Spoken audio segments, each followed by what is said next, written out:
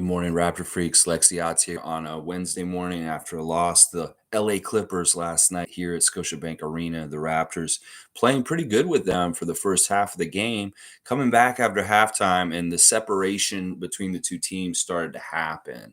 It's really too bad because we really did play them very well. One of the biggest keys to the victory for last night that I said yesterday morning was not letting the Clippers score average 30 points per quarter. Well, they very much did do that last night. They were successful in getting 124 points, averaging over 30 points a quarter. And that was just too much. We did not need to get into a scoring race with them because I know over the course of 48 minutes, the Raptors are going to stall out and they're not going to be able to keep up keeping the water flowing on their side of the court like the Clippers could. And it really is a huge talent thing. Like with, Paul George really was the player of the game last night overall. Just on the down low, he was hitting shots that were really important at key times. He was 5 for 9 from 3-point range, 9 of 18. And 23 points, 7 rebounds, 5 assists. Paul George was kind of the player of the game last night, but in our sentimental hearts, it is actually Norman Powell. And wow. We need to think about when we do these tribute videos for players. They sometimes kill us right afterwards. And, such warm, nice feelings. Beautiful montage of clips from Norman's time on the Raptors. And just you could tell it really touched him and it meant a lot. That's an important moment. But also, it feeds the fire for him to come on the court and really kick some butt. In fact, we saw all the tricks that Norman used to do for us on display against us. And it made us remember and miss him badly last night, seeing him throw it down those one-handed jams like he used to, seeing him hitting open threes and just getting a steal and getting down the court. That is all stuff he did for us for many years. And we love you, Norm. And you're such an amazing person. And I appreciate you. And I'm so glad that you got the ovation and the return to Toronto last night. And also glad that you got your ring and you're bringing it back to LA with you finally. That it had been up here just waiting for you to come back and get it. But yeah, it's a tough game. It is a tough game last night. It is tough to win when Paul George, who had 5 3-pointers last night for the Clippers, has only one less 3-pointer himself than the whole entire Raptors team. In fact, we only hit 1 3-pointer in the second half last night, and that is where we lost it, at the 3-point line. When one team shoots so many more threes and makes them compared to the other one, it's really hard to win. 15 3-pointers made for the Clippers, 6 made for us. That is less than half of what they made, and you do the math. That's 9 times 3. That's 27 points that you have to make up in other areas of the game to try and overcome. That's just too hard. We had to have guys make threes last night. And there's a lot of guilty parties on the Raptors side. In fact, we could let's take 4 of the 5 starters: Pascal Siakam, Juancho Hernan-Gomez, Scottie Barnes, Fred VanVleet. Collectively, these guys were 0-13 from 3. Not a single one of those 4 guys made a single 3, and it really hurt. We got 2 threes each from OG, Malichi, and Gary, and they shot okay. I was okay with how those guys did it, but those other guys, especially Juancho, I'm really glad that Juancho was shooting those threes early on, and he shot 5 shots in 9 minutes before he was pulled pretty much for the whole rest of the game. But man, if he could just have dropped one of those or gotten one of them to go in, but it's at least he was shooting them. And then Siakam had a weird game last night. He started really badly. He was not playing well at all in the beginning of the game, but we were playing well overall. And then he kind of got it together in the second half, and his stats are really good by the end of the game. And he is my first star of the game, even though he did not start very well. And not only did he not start very well with his shooting, he was really bad at the free throw line last night at times too. I feel like Siakam, you're not really concentrating sometimes when you step up to the line. I like it when I see you step up there and you do that breathe, you spin the ball, and you collect yourself. You take your time. Last night, there were too many times. I don't know if it's because Norman and Kawhi were in town and you were a little more casual. Yeah, you were not doing your regular free throw preparation that you do before every free throw. You're supposed to take that breath. Take a moment, Pascal, center yourself and shoot it, because some of your free throws were dreadful. And I could tell you were not doing your regular routine when you got up there. And it hurt. It hurt in some ways because like they were early free throws, and that they could have really helped with the point lead with who was on top and who was where at that time. That those 5 free throws that you missed last night, they could have really added to helping with inertia and the lead, and maybe we could have won at some point, partly because of your free throws being made. But yeah, he really struggled early, but in the second half, Siakam really turned it on, and he had a really nice streak of making shots where he ended up shooting 13 for 24 last night, actually, in the end. That's a really good percentage. But in the first half, he did not shoot well. It's crazy. So it really was in the second. 9 rebounds, 5 assists, 1 steal, and 1 block for Siakam, 36 points. He is my first star of the game for the Raptors. My second star of the game last night is Scottie Barnes getting a double-double, 8 of 15 shooting, 3 offensive rebounds, 12 rebounds altogether, 8 assists. 1 steal, 1 block, 17 points. Scottie did different stuff again last night. This is really, really good, and we love to see the passing. We saw him get down low and go right at Zubac.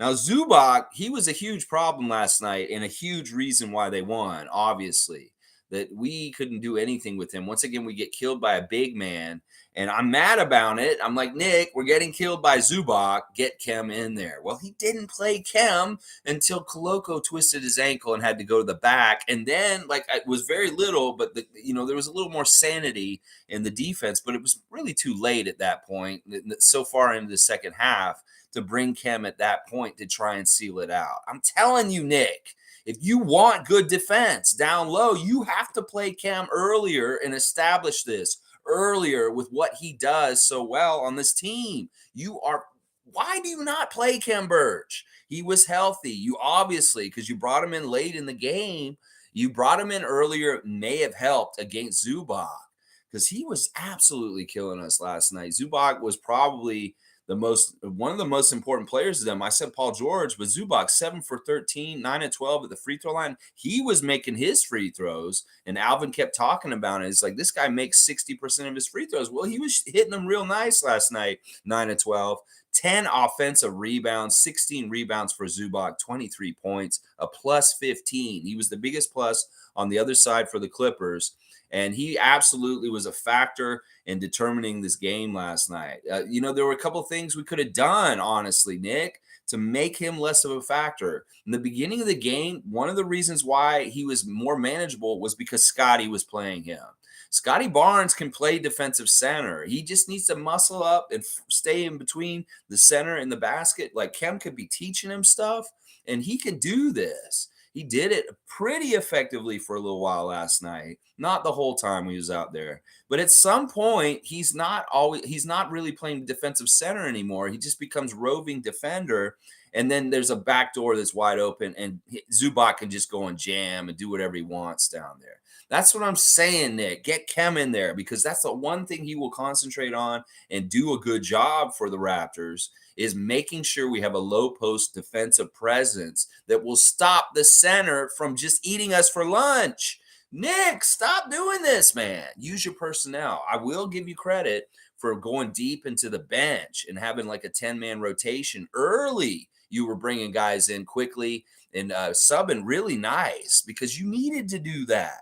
The Clippers got into Toronto the night before at 3 a.m. And why don't you utilize this better? Why do we have to be a team that doesn't use this better, as far as like the strength of being the team not on a back-to-back and not having had traveled in? And the Clippers were saying, look, we knew that it was against us having to come in late last night, and we were going to have to just do it. And Norman said, we're really proud of the fact that we don't care about the conditions, and we're just going to come in and play for each other and do our best.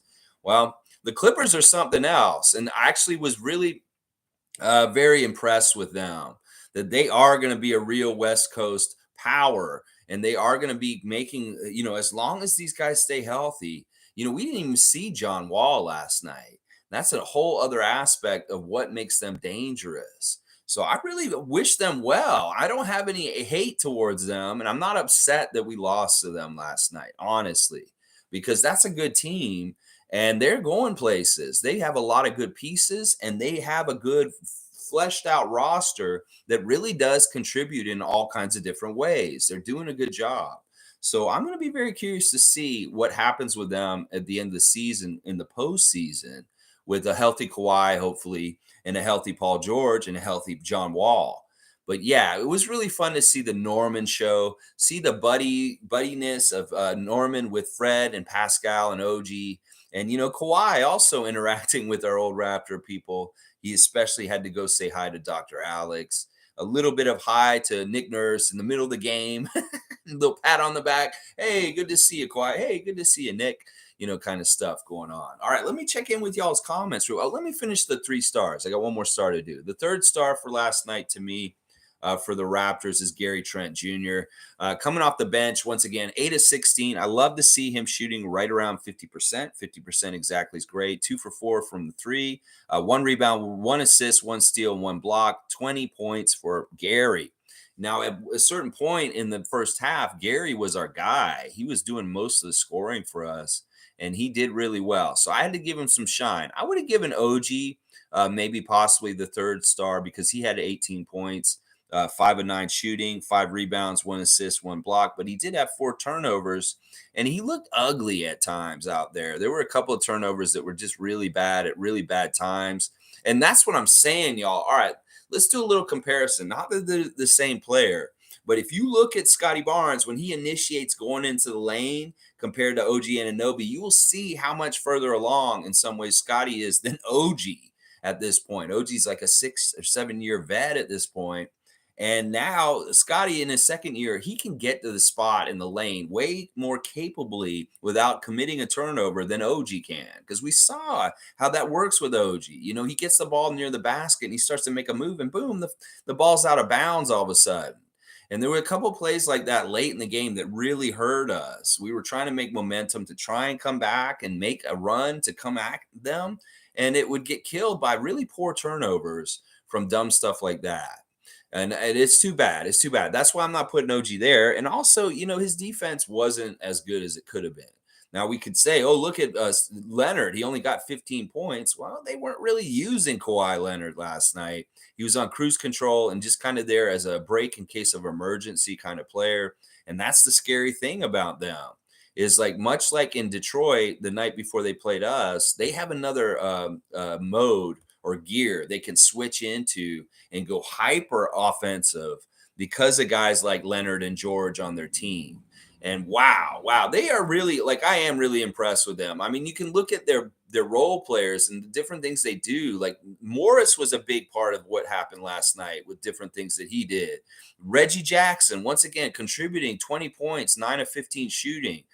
Guys like Batum off the bench, key threes, 3 big threes in the second half for them. Kennard didn't do anything, but he's still a very dangerous player to have out there because apparently he's shooting 50% from 3-point range for the season. And then young players like Coffee and Mann coming in, they're very good roster. And you add John Wall into that group that we saw last night, this team could be making some major noise in the playoffs this year on the Western side. So no slouch and losing to a very tough, good Los Angeles Clippers team. It's just too bad we couldn't have the defensive energy that's correct in this game. It really was our defense that just wasn't good enough. And it's all starts unraveling at the basket with Zubac. Zubac really unravels it all for us. All right, let me check in with you guys. Monique is here first. Raptors superfan Monique Lawrence. As I said before, and I'll say it again, third quarter woes are a major issue here. One half was quite good, but where was everyone else? Players are going to make Nick Nurse lose his mind. Awesome crowd. Yeah, good crowd. I really did like the crowd in the beginning. They were very loud. The ovation for Norm was great. But I really want to challenge Raptor fans, they're going to the arena. You guys need to remember this. Part of the reason why our defense isn't good is because y'all aren't chanting defense correctly or enough. And I'm sick of it. I want to hear it all game. I don't want to hear it later when it's like we're in trouble and we're trying to come back. That's great that you did it then. But y'all need to do defense right from the bat. Trust me, I've been to many games and I've done this myself personally. I will start those defense chants from the very jump ball at the first quarter and right on through to the fourth quarter every single time the opposing team has the ball. Y'all need to do this because in some ways you will egg on our team to play better defense. Also, you will make it harder for the other team's offensive team to work in all that noise. When you hear defense, defense, it does make it harder for a team to score. And if the fans aren't consistently cheering defense every time down the court, it won't help us. We need to do this better, fans. Y'all can be loud, give an ovation to Norman, but y'all are dropping the ball on giving them that defensive energy, the sixth man of the crowd. And I want to hear that through the whole game, not just at some point in the third when we're trying to make a run to come back. That's way too late. Get it together, crowd. And I don't want y'all to be like the Warriors crowd. There's just a bunch of, people that are there to be seen and just don't really care about the game. It's like, if we getting priced out of the game, the real Raptor fans, the Raptor freaks, that's no good. So we need to come correct and be very loud with the defense chants. I think that would have helped us last night. You don't understand how much that energy put out by our voices really does spur them on to make better effort on the defensive end. And if we want to have good defense, the fans can help. So please, if you're going to the games, chant defense all four quarters, preferably every single time the other team is touching the ball or has possession of the ball. Because we're a great crowd, a great warm welcome for our former Raptor champions, but you guys were not chanting defense hardly at all during the game.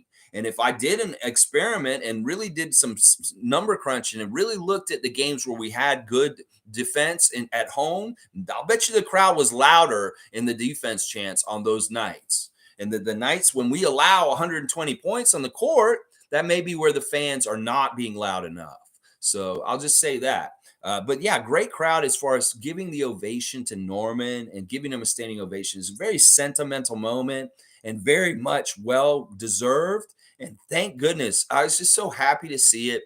And like I said, losing like last night is a lot easier when it's somebody you love killing you. And it was Norman and Kawhi.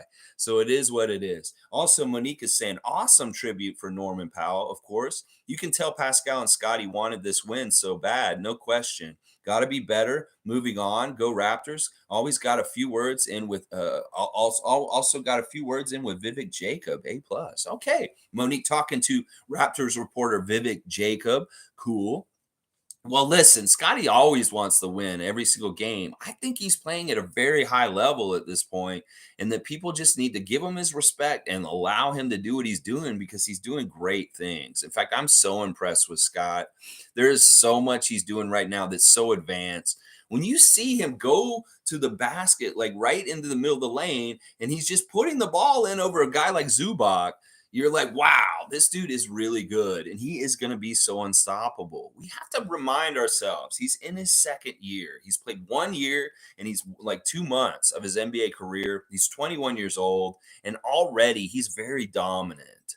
That, the signs are there that this guy's going to be super, super good. The more he figures out and gets his legs under him as far as being very purposeful with his motions and movement and thinking about what he can do. He's so smart. He's so able to read everything. He's just going to get better at this. And the future is so bright for him. And we just need to allow him to have the ride of up and down of how he's going to go, because I'm going to tell you, the ups are going to be way more than the lows. And the low's going to happen. We just got to give him a pass. I'm sorry, because this dude is going to be so good. The more and more he understands just how much he can dominate the NBA, he will figure it out and he will go do it. Trust me. He is going to go do it. You go, Scottie Barnes. You are kicking so much ass lately. Forget about these slump games recently. Your games otherwise, wow. Double-double last night very easily could have been a triple-double last night. Let's keep going. Mike's here, Logical Raptors fanatic. Salute the real ones. Project Truth always. Thank you, Mike, for joining us. Check out Logical Raptors fanatic on YouTube. Always got some good reports coming out on Saturday at 2 p.m., usually Eastern time. All right, let's see what Mike's saying this morning, his observations of the game last night. With Fred VanVleet, we were looking decent and capable on defense. Clearly, the story changed in the second half. Good development. That's why Claw played till the last minute. These are good points. This was a contentious game just because Kawhi Leonard did play within the last 2 minutes of the game, had to play right almost to the end. So, that means, that they were worried about us possibly being a threat and coming back. So that means it was a little more competitive than maybe it felt near the end of the game. We did try and come up and get them. But if we're going to come up and get them, we have to cut their water off. And they were getting 2 easy scores. And we can't trade 2-point baskets for 2-point baskets and make any traction to come back in the lead. You just can't do that. So it's absolutely a prerequisite that you shut the water off and cut them off at the other end and you score to make up the lead. And we couldn't do that. They scored as they wanted to. And a lot of that had to do with Zubac and down low and them being able to operate and figure it out off of him. So that was too bad. Now, I like that you pointed out Fred's role in the game last night. In the beginning of the game, Fred was very interesting. He made a layup. He only got 4 points last night, 2 of 6 shooting, missed all 3 of his 3-point attempts, 2 rebounds, 7 assists, 1 steal, 4 points. Now, Fred was not hurt at the beginning of the game, Nick Nurse said. He got hurt during the game last night, and it really was his back. His back's tightened up, and he couldn't, he felt real stiff. So he didn't play at all really in the second half. So, and that wasn't a factor, I think. And I think that Mike's right that, he's a big Fred VanVleet stan. He's going to stand up for him. And he's pointing something out about Fred's importance that, you can look at the first half last night and we were keeping up with them equally. And in the second half, Fred's out of the picture. Well, that could be a part of the factor of why we could not continue to keep up with them offensively. That in the third quarter, they just blew it up on us, and that was really bad. That third quarter, once again, is a real big problem, like Monique said. 37 points for the Clippers in the third quarter and 26 for us. They outscored us by 11 points. That's the game right there because we lost by 11 points. So, third quarter killed us. And I don't know if it's like what they're, people are saying, what are they doing? Why are they not coming back correct? We've got to also factor in that Tyronn Lue and the Clippers are going into their place and making adjustments and saying, this is what we want to do. And that sometimes is why we don't do so well in the third quarter, is because the other team has made adjustments and they're really capitalizing on something that we showed them that they could possibly do in the first half. And they're finding good success off of it. And it really was a lot of it centered around their center, Zubac, because they could do a lot of things with him. And he was really smart with the ball and just really dominant in certain ways that we couldn't allow. And that's why Khem Birch, goddammit, Nick Nurse, just play him, please. Please play him earlier. But once again, I want to give you credit for playing a deep rotation. You played 10 guys early. We saw Gary, Christian, Chris, Malichi, and Thad all come off the bench. So we had like a 10-man rotation, and that was good. That is a step in the right direction. But Khem Birch should have been one of those guys in the first half.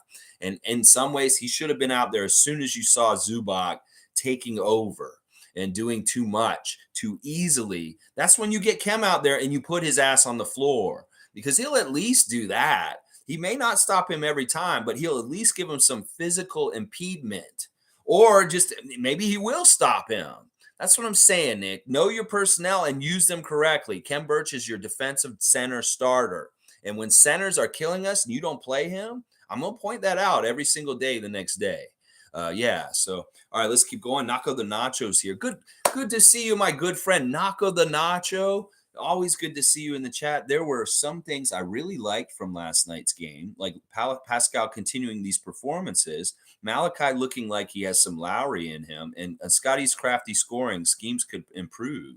Yeah, there's really is a lot of bright things about the Raptors and their development and what is possible for the future. It's just that we're in such a now culture Can we be patient, Raptor fans? I put this challenge to you to understand that there's different modes that franchises can be in. We may not be playing for a championship this year, but we could be next year. It's that kind of thing. We need to allow for good, positive things to happen and allow for learning and losing. And last night was an interesting game. I did like what Pascal did last night that you're mentioning, Nako, that he has a new streak, guys, that he's never done in his career, a 25-point streak of 5 games in a row right now. That's very impressive. In fact, with the New York game and other things that he's done, he is in another level. And the crazy thing is, in the game after, in the post conference after the game, he said that he has another level he wants to get to, and he's still striving to get to it. I'm telling you, this man's on a mission. He may not have gone into the seminary and became a priest and a man of God, but he is working towards something that is bigger than all of us in some ways. Trust me. And he's gonna be successful. We see it. His game was ugly at times, but it's crazy how he got that stat line at the end of the night. Because at some point I was like, Pascal's garbage tonight. But then I looked at the box score after the game and I was like, holy crap, he actually played really, really well, actually. So it was a weird game for Siakam. He was very frustrating to me in the first half when we were keeping up with them. And then he played really good when we were in trouble in the second half. It was very strange. Also, what you're saying, Malichi. Yeah, let's look at Malichi Flynn last night. He is definitely in our rotation now, and deservedly so. We need 3-point shooting, so why the hell wouldn't we play Malichi 26 minutes, 4 of 6 from the field, 2 of 3 from 3, 1 rebound, 1 steal, 10 points. I wish he would get more stats in other areas. I mean, seeing him with a goose egg in the assist category as a point guard is frustrating. But the guy, when he's open, he looks good, he's money. And that is so valuable right now for our team. Like I said, we had 6 3-pointers last night compared to their 15. Without Malichi, I mean, that you take a third of them away. So it is really good that he's in the rotation. I like that he got the post-game interview and that he is very happy to finally be able to get playing time regularly and that he is getting more of what he's always wanted. Eric Flynn's got to be happy too, hopefully. But yeah, and then the other part you're talking about, I don't know about Malichi like Lowry. That's such a weird comparison because Lowry in some ways, all right, maybe there's some tricks that he learned from Lowry there he can kind of do on defense, but a lot of the stuff he does on offense isn't like Lowry in some ways. I don't know. Now, Scottie, the comment about Scottie there, Nako, I like it. He's very crafty. And the thing about Scottie is that he can move with the ball. I can tell when he has the ball, like when he's coming down the court or he gets the ball in the flex offense and they're moving, he really does look for spots. And you know what? Some of his finishes last night were really interesting because he was hitting the front of the rim and the ball would pop up and hit the backboard and then fall in. So he really is using his claw hands. When we played Leonard last night, well, Scottie's got claw too. He has very much got hand just like Kawhi Leonard. And when you see him down low and he's doing these little flip shots over guys and they're going in, that really is him using the English and spin off of his long fingers to make it have a more of a high probability to bounce around and get in the basket. And that, I'm telling you, that's a really good sign because that kind of stuff will be very money more and more in the future. And more he goes to it and uses it. He is very dominant. And he can do whatever he wants on the court. He really can. And the more he figures that out, and the more he executes in that way, the better for the Raptors. Because it's coming, y'all. I'm telling you right now. He's going to be this guy that can just carry us on his back for stretches. It's just he hasn't totally broke through on that kind of mentality yet. But he's going to get there. And it's going to be at some point, you're going to see Scottie take over games late in the fourth quarter and literally score like 10 or 12 points in a row to help us beat a team. There's going to be a time when this happens and we're all going to be like, whoa. And you're going to remember I told you guys this today, that this is going to happen down the road. It may not happen this year. It may not happen next year, but it is going to happen. Where he's going to be this dude who says, I have broad shoulders. I can do this. I'm so dominant. I can take over and help the Raptors win this way. He wants that. And that's why it's frustrating to him right now because it's not totally clicking or right. But he will be able to do this down the road. All signs are there.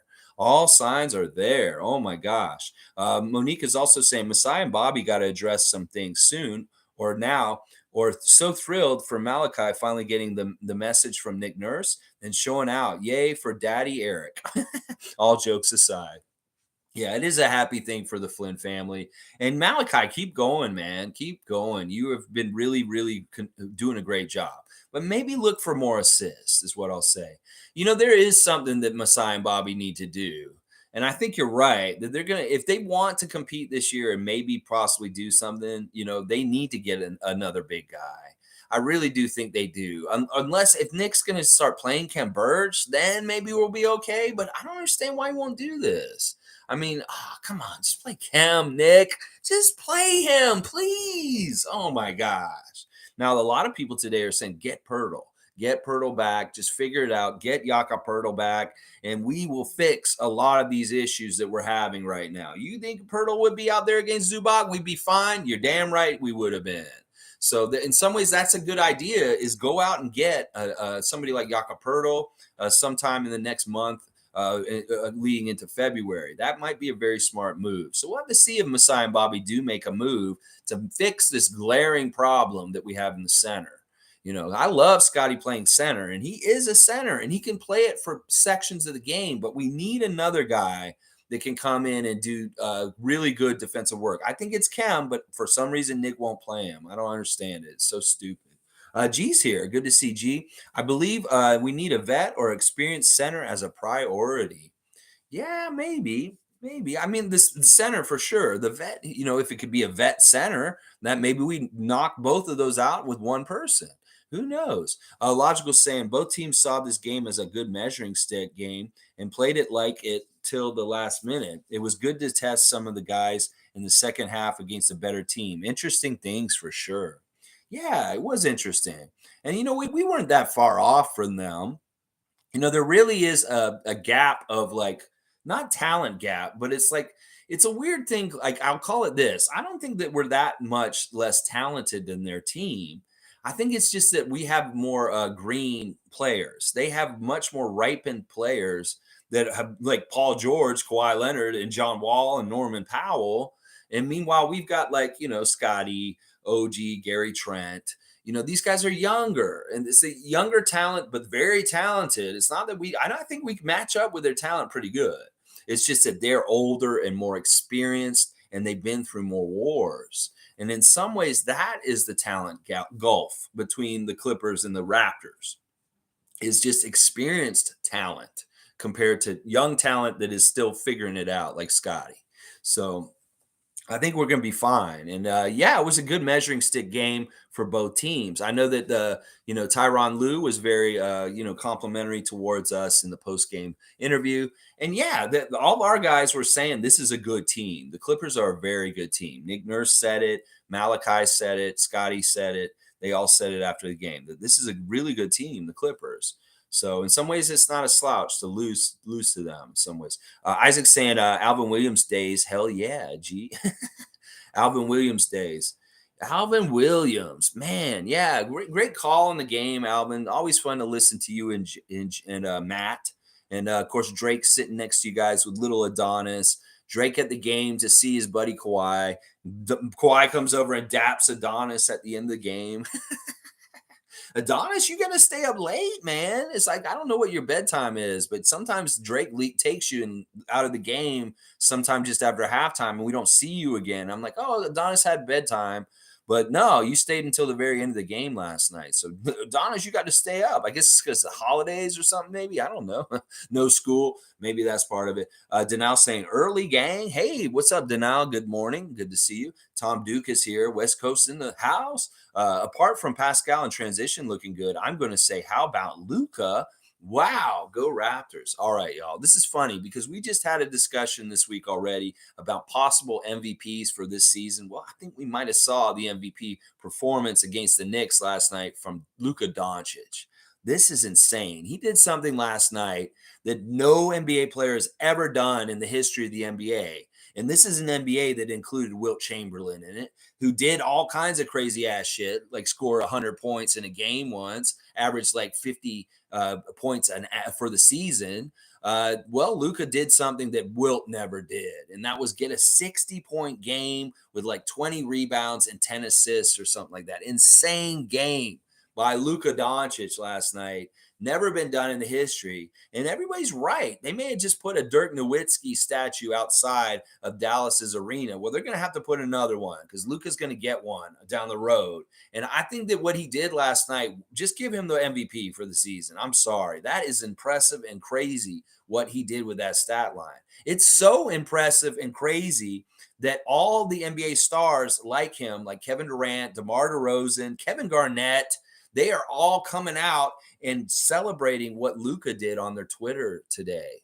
That they are putting on blast Luka Doncic for what he did in that game last night. Kevin Durant said this. He just made a game like in NBA 2K23 My Career mode. That is this kind of stats and things you would do in the video game when you're really kicking ass. He did it in real life. So you go Luka Doncic, my favorite to be the MVP of the season at this point, just because of that. And thanks for mentioning it, Tom. It was awesome. He's saying, who doesn't miss Norm? I mean, it's so crazy and weird. We miss him, and he's so respectful and humble and this just kind to us. You know, it's sad when you see a guy that you really had a lot of history with, did some amazing things for you. You see that highlight reel and some of the amazing, important, clutch things he did for us in the playoffs. The stuff he did for our team was so important and awesome.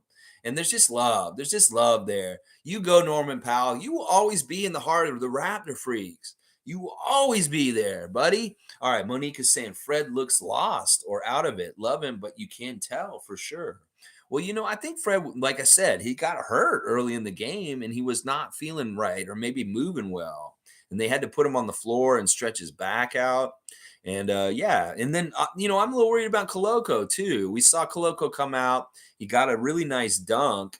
And then he hit a little bit of weird thing with his foot turning, an ankle turn. And then he had to go to the back. And then he was done for the game. And it wasn't until that happened that Kem got in. I don't like that, Nick. Seriously, you got to do something better. But Koloko wasn't bad in the game the little bit of time he was in there. He didn't look horrible on defense.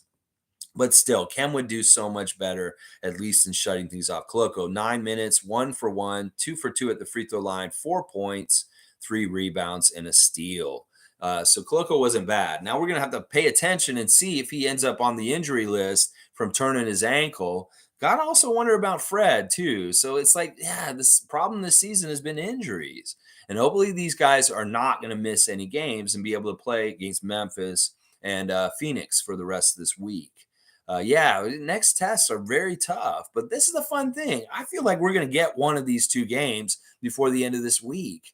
It's just the law averages, and we are playing well enough to do this. I don't know if it'll be Memphis, but I have a good feeling about Phoenix. For some reason, I just do. I'll say it ahead of time. All right, let's see. G saying from some frustrating fans are still blaming Pascal or Fred. 623 from 3, and our center situation with Zubac grabbing 16 rebounds was the problem. Yeah, G just hit the nails on the head. The 2 most important things that happened last night, the 3-point shooting we got outshot at, and then Zubac dominating down low. Those really were the keys to the win for them, and we needed to do more about that. You know what, fans? Shut up. I don't want to hear any more critical fans coming after our guys anymore. Shut up. I was going to go after Siakam a little bit this morning, but then I saw the box score and it's like, I can't go after him. I was going to say, oh, you missed 5 free throws. You did play so bad at the beginning of the game. But no, I can't go after him because he played really well by the end of it and got 36 points by the end of the game. How can you be mad at that? So anybody who's talking shit about Fred and Pascal, just shut up. Just go away. Talking shit about Gary, talking shit about Scottie, OG. You'll talk shit about any of them. And you know what? Listen, if you're going to just be some critical ass motherfuckers, just stop following the team. Just go watch the Leafs. Go be a Blue Jays fan in the offseason and follow the hot stove moves of what's going on in the MLB. Just shut up and go away. Don't follow the NBA if you're going to be one of these kind of fans. We're sick of it. Just support your guys love them and root for the Raptors to do well. They understand they're human and they have good and bad games. And Pascal did not have a bad game last night, as much as I thought he did just watching it. He played really well. And then Fred, what can we do? His back's tightening up. Whatever, y'all. You should look at it like Mike's looking at it. Without Fred, it hurts. We need him out there. So it's like, why would you be getting mad at these guys? So yeah, you fans are like that. Shh, shh, shh. That's what I'm gonna do. I'm gonna do the shush, just like Steph Curry to y'all. All right, Logical Raptors fanatic is saying Powell feasted on Malichi and Gary Trent Jr. Not gonna lie, the turnovers and rebounding were key. And no, Alvin wasn't watching the stream. It's basketball sense and everything about Fred VanVleet being fine, like I've been saying. Alvin echoing. Yeah, there you go. See, so Mike's pointing out that Alvin was saying a lot of things he's been saying over time, the recent month, about Fred VanVleet and his struggles and stuff. And yeah, this is the thing. We Raptor fans, listen to Alvin Williams, please, because he was there. He's done it. He's an NBA player and played at a high level on the Raptors. So he knows what he's talking about. So y'all please listen to him. And also listen to people like CJ Miles, who's coming to the defense of Scottie Barnes on Twitter and on his podcast, telling fans to lay off of him and let him just grow and be who he is to who he's going. Same thing for Kyle Kuzma, saying the same thing. It's like, damn, NBA, you can't be patient anymore. This world of instant gratification is so bad that you cannot let a 21-year-old Scottie Barnes just go through the lumps and learn how to become a better NBA player with failure and success. Oh my gosh, some people, maybe some people don't need to be having keyboards and they maybe no laptops, and y'all need to shut up, go away. Kareem's here. Good to see Kareem Thomas. A great, funny, awesome Raptor freak. Always enjoy Kareem's presence here. Clippers are a good team. I'm not going to throw in the towel, but I will say this: 8 of the next 9 games at home, with Precious coming back, we better have a good homestand, or I will push the panic button. Now, I think this is very on point, and I'm with you on this, that we do have a lot of home games coming up because we have a monster West Coast trip that's going to be coming up at some point where we're going to leave for like 2 weeks and not be home for a while. And these games are important. In fact, I think this is part of how they messed up our schedule is they gave us a whole bunch of really hard teams at a long homestand thinking, oh, they'll be at home, they'll get the home cooking. Well, they put all the top teams in that homestand. It's really hard to win those games and get some good inertia and streak when you're playing some of the best Western teams in that homestand. But I think you're exactly right. And with Precious hopefully coming back in the next 2 or 3 days, this is a point in time where we need to show something and do something, because otherwise I don't know what's going to go on with our season, because we really are we cannot get over 500 right now. We need to get up over 500 first and then have to figure things out. And hopefully Precious will be a big addition to help us get over the hump and get back to good things. And yeah, but no throwing in the towel and no panic button, Kareem. No reason to do this. We got to stay calm and cool and collected, because, the Raptors going to be all right no matter what. It's just this year may not be as good as we'd hoped with the 2023 NBA champion Toronto Raptors.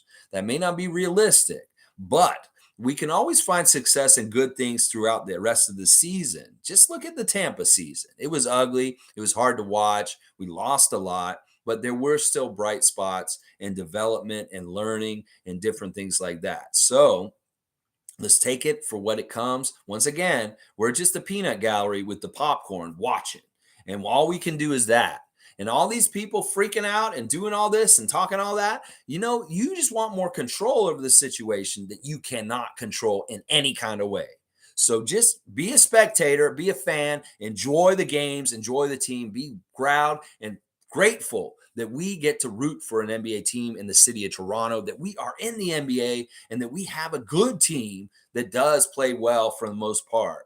And that we need to find gratitude even in the dark times. That is always the best thing to do. It's like, I just saw my parents this week and my mom kept reminding me, have gratitude in the morning and your whole day will be better. And so maybe some Raptor fans this morning getting up and being upset about losing the Clippers last night, just find some gratitude and maybe your day will turn around. All right, let's keep going. G saying, I am confused about the Chem thing. Is it possible he's being traded? I don't. I know his knee is an issue, but don't understand why he didn't play more. I'm very confused by it too. Also, G. I know that he was sick, and maybe I don't know. I don't know what you're doing, Nick. Please, like. Just come on, man. Just try and give him more of a leash and just really look and see if you're getting the right kind of results for our defense. Seriously, if anybody in the Raptors organization watches me, bring this to Nick Nurse and tell him just play Birch earlier and just a little bit more. If he's a fail and he's not working, take him out and I'll be wrong. But I have a real strong feeling that you'll get good results from playing him more, especially against guys like Zubac. You could have put him in there against Zubac earlier and maybe curbed him earlier from just being so dominant. That's crazy, 10 offensive rebounds. Who is going to hold him off from getting the rebounds? Kem Birch would, because he has the strength, the size, and the width to hold him back and say, no, you're not coming in here, Zubac. No, you go and you wear your Zubac's pants and you go stand over there, Zubac. But you ain't coming in here and getting these offensive rebounds because Kem Birch is on the court. And I don't understand it. I really don't understand it either, G. Nick Nurse mystifies me in some ways, sometimes, for real. Isaac saying Raptors commentators were commenting on us getting hurt by their bigs and the need to respond. Alvin was like, what? With what big? See, he said Alvin doesn't even think we have a big on the team. See, what is this? Is this man invisible? Like, is Kem Birch invisible to y'all? I mean, I want to do it like a memory real quick. I can remember the Tampa year and having Alex Len and Aaron Baines as our centers at the beginning of the season. There was a shortened off season because of the pandemic and the bubble. And then we did all these moves all of a sudden, and all of a sudden, boom, we didn't have Marc Gasol. We didn't have Serge Ibaka all of a sudden on the team. And we had to pick up the scraps from the free agent waiver pool, whatever that's out there. And boom, that was Aaron Baines and Alex Len. Well, we brought them in and they were completely ineffective. They did not do anything good for us defensively down low, and we got destroyed down there. That was really the period of time was like, well, I really value a good defensive center. And I need somebody who will just cut people off from doing whatever they want near the basket, because you cannot win if you cannot defend down low near the basket, like what happened with Zubac last night. So we went almost the whole season, and then they made a couple of moves, and there were two guys they brought in, and I was like, these guys are actually playing good defensive center minutes and holding like people out, getting rebounds, boxing out, stopping guys from dominating us down low. And they were Kem Birch and Freddie Gillespie. Those two guys showed up in the Tampa year, and the tone of our low post defense instantly changed. Now that has not gone away, Nick. Kem Birch is still on the team, and he could have been utilized this whole time in more ways to help with this, because he did it in Tampa. He's done it last year, and he's done it at times this year too. So please, Alvin Williams doesn't even think we have a big at this point because you have ignored Kem Birch so badly. You need to get him out there and play him more when there's a center killing us. It's like if you see something like what Zubac's doing last night, you got to go and hit that glass and get that hatchet out and start fighting that fire, like a fire, a fire alarm or whatever. Grab it and get fighting on it. And that axe is Kem Birch. So please, Nick, please use Kem Birch to stop people like Zubac. It's so crazy that it's like, just do it, man. Tom Duke saying, seemed like we walked the ball up a bunch more than we could have or should have. Those older players on the Clippers put the Raps to sleep.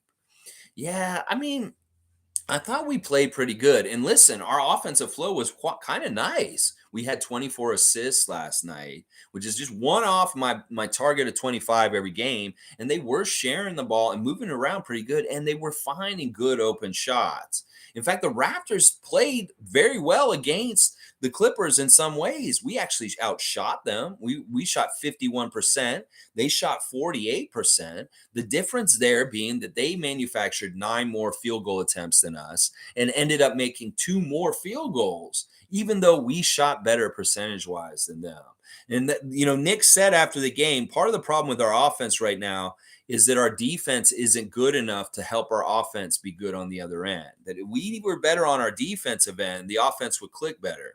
And vice versa. If the offense was just a little bit better, then the defense would be better at the other end too. So they really help each other. So if we don't have good defense and Zubac's killing us, it can hurt our offense. And if we don't have good three-point shooting, it can really hurt our defense. So one hand is really washing the other as far as our offense and defense. We need both of them going really well. We beat them at the line. We got 21 free throws for a +2 at the line, but they did shoot just slightly better percentage-wise, 83% at the line, 81% for us. That we'll talk. I've already talked about the three discrepancy between 15 made threes for them and 6 for us. That is probably the biggest, hugest thing that killed us. They out rebounded us last night. We lost that battle. That was a battle that was very important that we talked about yesterday. 15 offensive rebounds by them, 10 alone by Zubac. Listen to that. We got 10 offensive rebounds. Well, one of their players got the same amount of offensive rebounds as we did in the game yesterday. And that's no good. That's no good. You got to limit Zubac. And I hope we learn from that.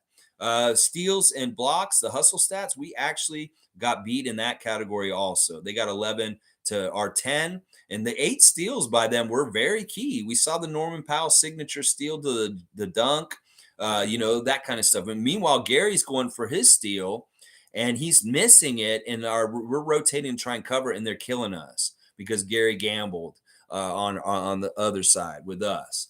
Fast break, we did beat them there, and we did win the points in the paint also, 68-52. And a lot of that is Scottie. A lot of that is Scottie right there, that 68 in the paint, Scottie and Pascal. But yeah, just a tough game for the Raptors, with the, play Ken Birch. All right, let's see.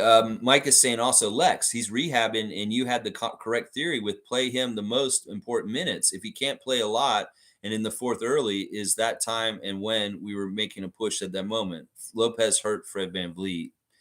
Okay, so you're going back to the last game where Robin Lopez did that stupid thing where he laid across Fred. He kind of dropped on him with all of his weight, and that may have hurt him in some ways. I hope that that's not exactly how that happened or why his back's messed up right now.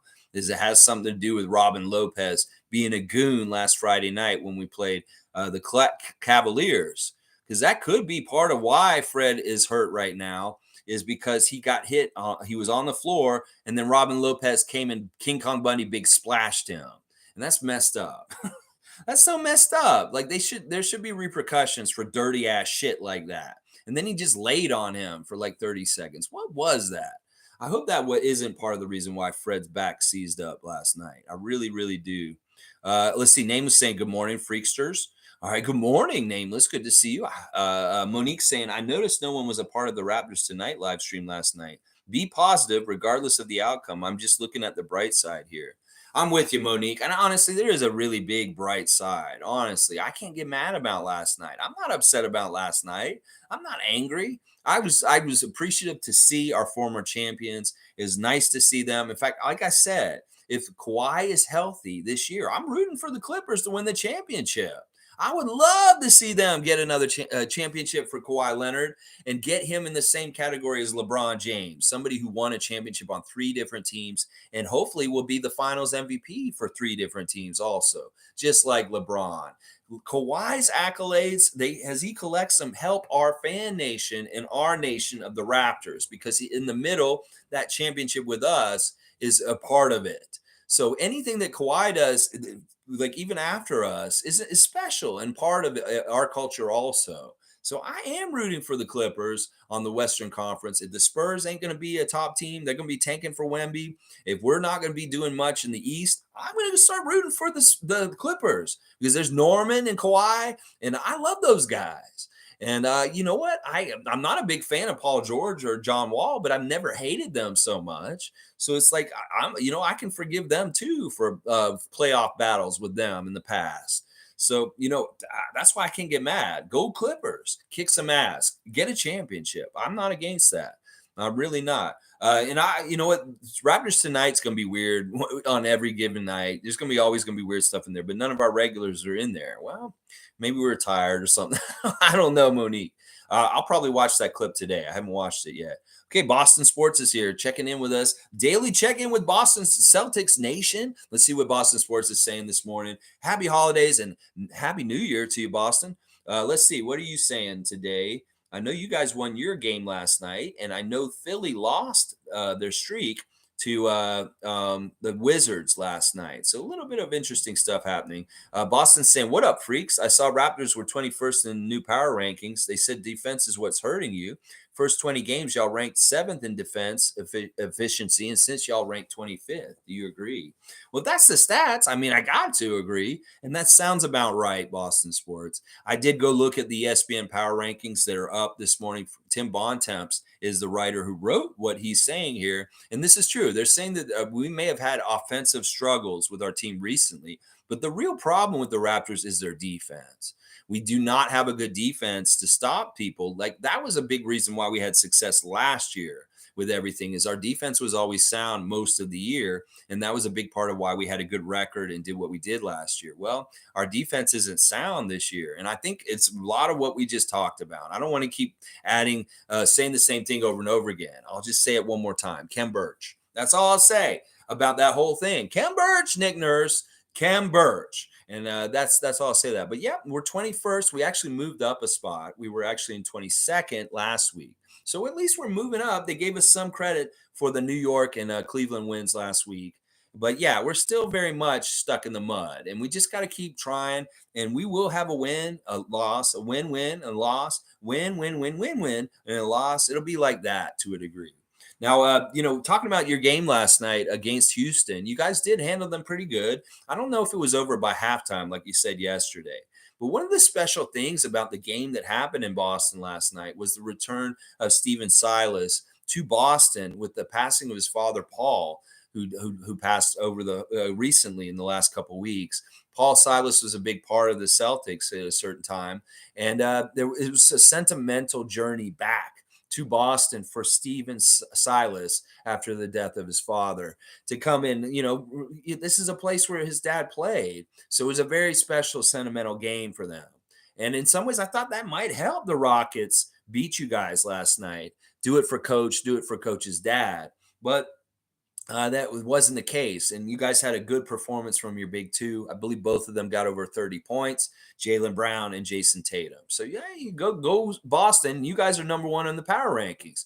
I'm glad that you didn't bring that part up so that I could bring it up for you. And then you can get the kudos from me without shining them out yourself. So congratulations, Boston Celtics. You're number one in the ESPN power rankings.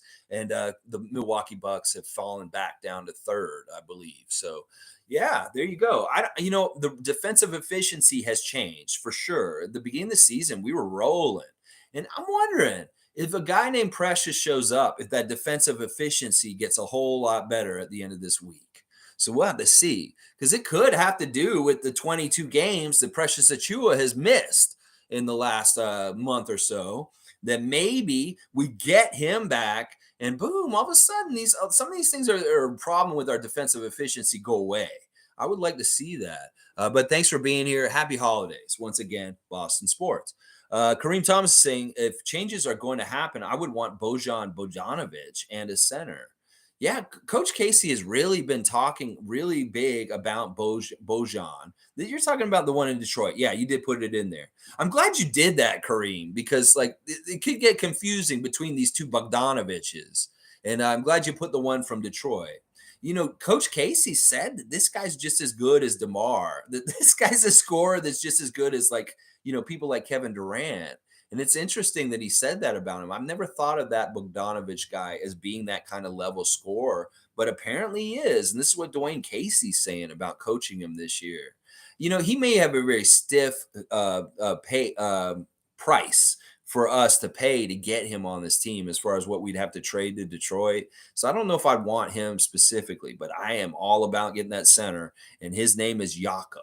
And I want to get him back here in Toronto as quickly as possible, because we saw it last night. He can do things to Zubac. He's been doing it on the Spurs for the last couple of years. All these centers in the West, he can play them. He can play Jokic. He can play Ayton. He can play Zubac. And Jakob Poeltl needs to be back in the red and black of the Toronto Raptors. Don't worry, Spurs fans. We'll send you something good for him and set y'all up. Popovich will make the deal with us. Y'all had Poeltl for a while. We got some Poeltl development with Popovich, but we need him to come back and be back here with his buddy Pascal now. And let's make this happen, Spurs. We can make this work for both teams in a very good way for both teams. Trust me. All right, let's keep going. Mike is saying, I'm a mod for a Clippers channel. I don't know how you did that. You're a mod for a Clippers channel, like on YouTube? Crazy. I know the Clippers. I laid out what was going to happen in sense, but my second part of the take was their depth is deep, but has fit holes. We will see how they do. I don't know if they can figure it out and stay healthy. It really is staying healthy. That is the biggest problem for them. Is you look at how many games Kawhi has played and the possible amount of games that he could have played for the Clippers in the last couple of years since he left Toronto, and it's crazy. He's played less than half of the games he possibly could have played for them in the last 3 years. And that's disappointing. And that's really why I'm saying, like, if he is healthy, they go as well as he is healthy. If he's healthy, they're going to be fine. If he's not healthy, they're in trouble. They're not going to do anything. Name is saying, imagine you had Turner last night. Just imagine how dramatically different that game is. Imagine you had, Miles Turner on our team. Like if he was our center last night, yeah, I mean, he's not that far off from Pearl. They're kind of a similar player, and they both would kind of suffice. But let's look at where the Pacers are doing right now, and it doesn't look like they're selling at the trade deadline. It looks like they're going to be trying to go for a playoff run to get the playoffs, and they're not going to trade Miles Turner if they think that they have a chance to get in the playoffs and do something in the playoffs, because they're actually winning to a degree right now.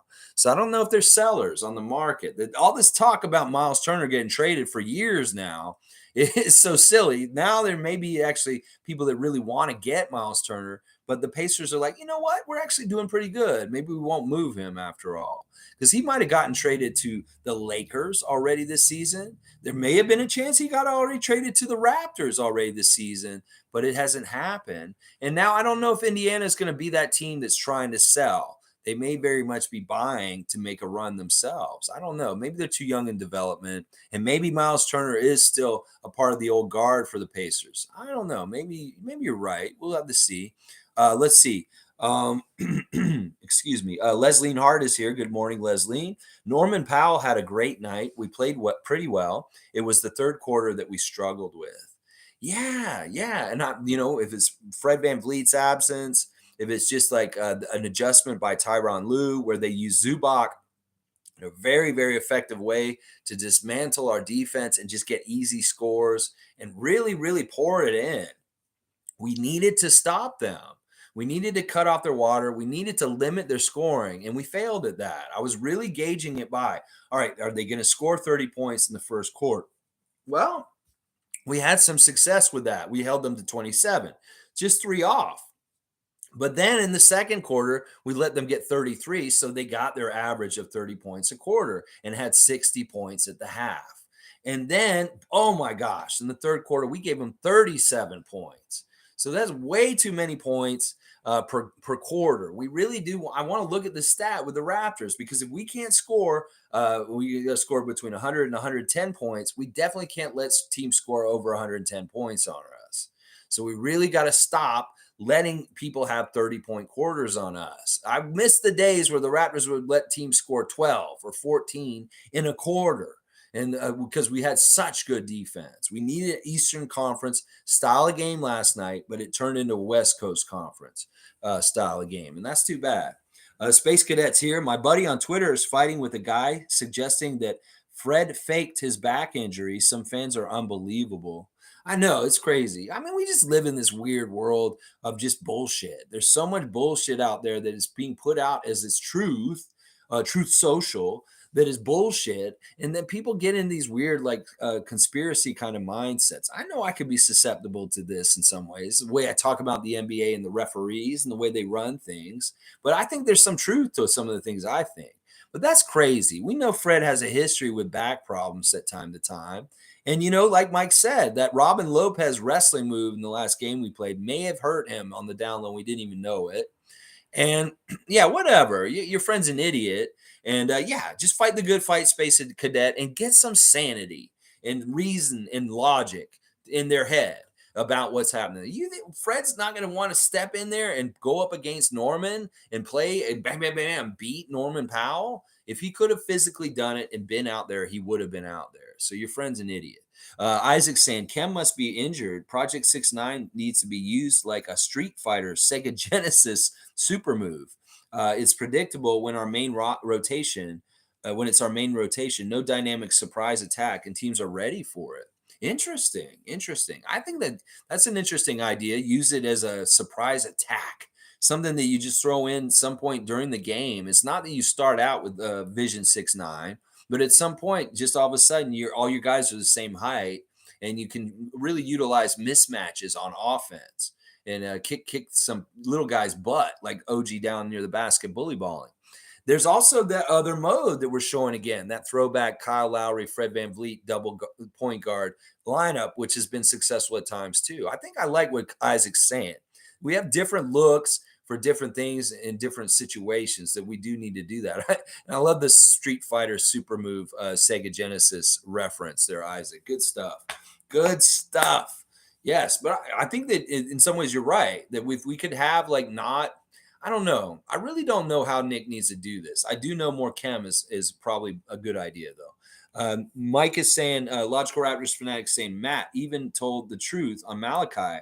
He's starting to guard better before the Clippers run interrupted his take. Malichi is playing pretty good defense, but he's limited to a degree also in certain ways, obviously. But it is what it is, and I don't have any problem out there getting minutes right now. Like I said, his ability to make threes is so valuable right now for our offense being so anemic that we need to play Malichi and Gary. Those two specifically need to be out there because they cook and they start getting going and they start hitting shots and they look so capable in open shots and they just switch through. I want to see more of that. Seymour saying one game plan: attack the key, get 2 feet in the key, kick for the open three. Raptors defense is atrocious. Clippers exposed us to not to mention all the easy down the lane dunks. Yeah, there's two different things that we're failing on defense. The stuff we've already talked about with not having any low post defensive presence for centers. But the other area that we need to improve and get better at is tracking the ball in transition and meeting the ball as the ball carrier comes down the court. There's too often we're not coming to find that guy and engaging with him. Nick said it last night. I said it yesterday for key to victory. We have to come into them on defense, meaning we have to come and meet them, come right in, like give them physicality, because that's what we did against Cleveland last week. It was super, super successful. We needed to do that last night. We needed to come when the ball's coming up the court. It's Norman Powell or whoever on the other team, Reggie Jackson. We needed to meet them, and too often the ball's coming up the court, kind of like what Scott does in the reverse, and he's just going right to the middle of the paint. Reggie Jackson killed us in one spot last night over and over again, and that was right in the middle of the paint. He was zone busting us. We were using the zone on the Clippers, and Reggie was reading it, and you saw him get right in the middle of the lane and get these little shots over whatever center was coming towards him. He just made these shots. He made like 3 or 4 of them. Was very successful, and that was what they were doing to bust our zone. So we need to meet the ball when it's coming down and stop the downhill momentum of coming down the court, much like Scott does the other way against them. We got to stop that momentum because it's turning into easy points for the other team. Or we're just like looking like we're sleeping for a second, and then all of a sudden they go right by us and they dunk. Like Thad Young was horrible last night on defense. There were different points where I was like, you got to take Thad out. In fact, Nick, why don't you replace Thad's minutes with Cam's minutes for a little while? Let Cam play when you would play Thad and see what the difference is, because that's not a good defensive center right now. He's not playing good lockdown defense down low because he's not playing physical enough or meeting them fast enough, and they're going right by him. And that happened last night a lot, and that was a big part of the problem in the third quarter. Was some of the Thad Young minutes in the third quarter were open door defense. And maybe Brian Winders, maybe switch Cam and put him in the rotation spot that Thad has right now. I don't mind that. Thad doesn't have to play every game. Shut up, Josh Lewenberg. Thad is a very useful vet, but he's useful for certain things. And I think that Cam could easily take some of those minutes that you're giving Thad and help us in major, bigger ways in some ways. So, all right, let's keep going. Nameless is saying, hopefully, Coloco injury not bad. Yeah, just a little twist of the ankle. I don't think it'll be too bad. But you're right. We can't afford to have any more guys not there or not being able to play. Seymour saying he wants Serge back. I found this very interesting. What's happened with Serge Ibaka in the last couple days is he's gotten into a Twitter fight with Kendrick Perkins. Kendrick Perkins and him played on the Oklahoma City Thunder together as teammates. And Kendrick Perkins is out of pocket. He's kind of an idiot, and I'm kind of mad at him at this point. He's been a supporter and been very like kind to the Raptors on the media down south, but this time he's an idiot. He's making jokes about Serge's age. This is a tired old joke that's been going on for a while, and it's very racist and it's kind of messed up. It's the same thing in baseball about Cuban baseball players. They always say they lied about their age to get more eligibility or be in the league. And this is something that they've said about Serge for his whole career. And it's kind of messed up. It's deeply rooted in racist kind of thoughts. And it's just stupid. And I don't understand why Kendrick is pushing that at this point. And then he said, "Oh, I'm just joking around, man. Can't you take a joke?" And well, Serge is like, "No, fuck you. This is like messed up." And Serge looks real good in the whole thing because he handled it really, really well. And Kendrick looks like an idiot. Serge brought up that Kendrick has been a turncoat on his old teammates like Kevin Durant and Russell Westbrook, and that he is a jerk and that they don't respect him and that he cheated when he played in the NBA and that like he just dissed him. He roasted him basically. And then after that, Kevin Durant posted his top five musical artists of 2022, and Drake was on that list, y'all. That album by Drake that Drake and 21 Savage did is on that list as far as one of the top 5 albums of the year, according to Kevin Durant. And then Serge came on his Twitter and said, "What about my album, Kevin?" And Kevin went and was like, "Oh, sorry." And he went and listened to Art by Serge Ibaka, his album this year. And Kevin put the Shaq picture up on Twitter saying, "Oh, I have to apologize. I wasn't familiar with your game." So he was now promoting Serge's album and listened to it. And I thought that was a cool, fun exchange. Kevin Durant's in a better place at this point. So his Twitter is more interesting because he's actually pretty happy, that you can tell. And he's being like very interesting with what he's saying and tweeting on Twitter these days. He's a lot more opinionated and he's not just dark and kind of depressing in what he's saying. Like he's very kind of like negative and fighting with people. Well, now he's celebrating people like LUKA last night with a tweet and like Serge with his Art album. So very interesting stuff with Serge this week with the little dust up with Kendrick Perkins on Twitter.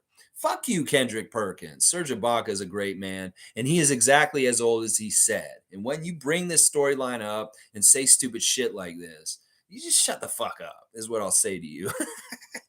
Space Cadets here saying at Monique, he didn't look himself last night because he was playing through back tightness. As someone who's experienced that, it's not fun and really hampers your game. Give him the benefit. Yeah.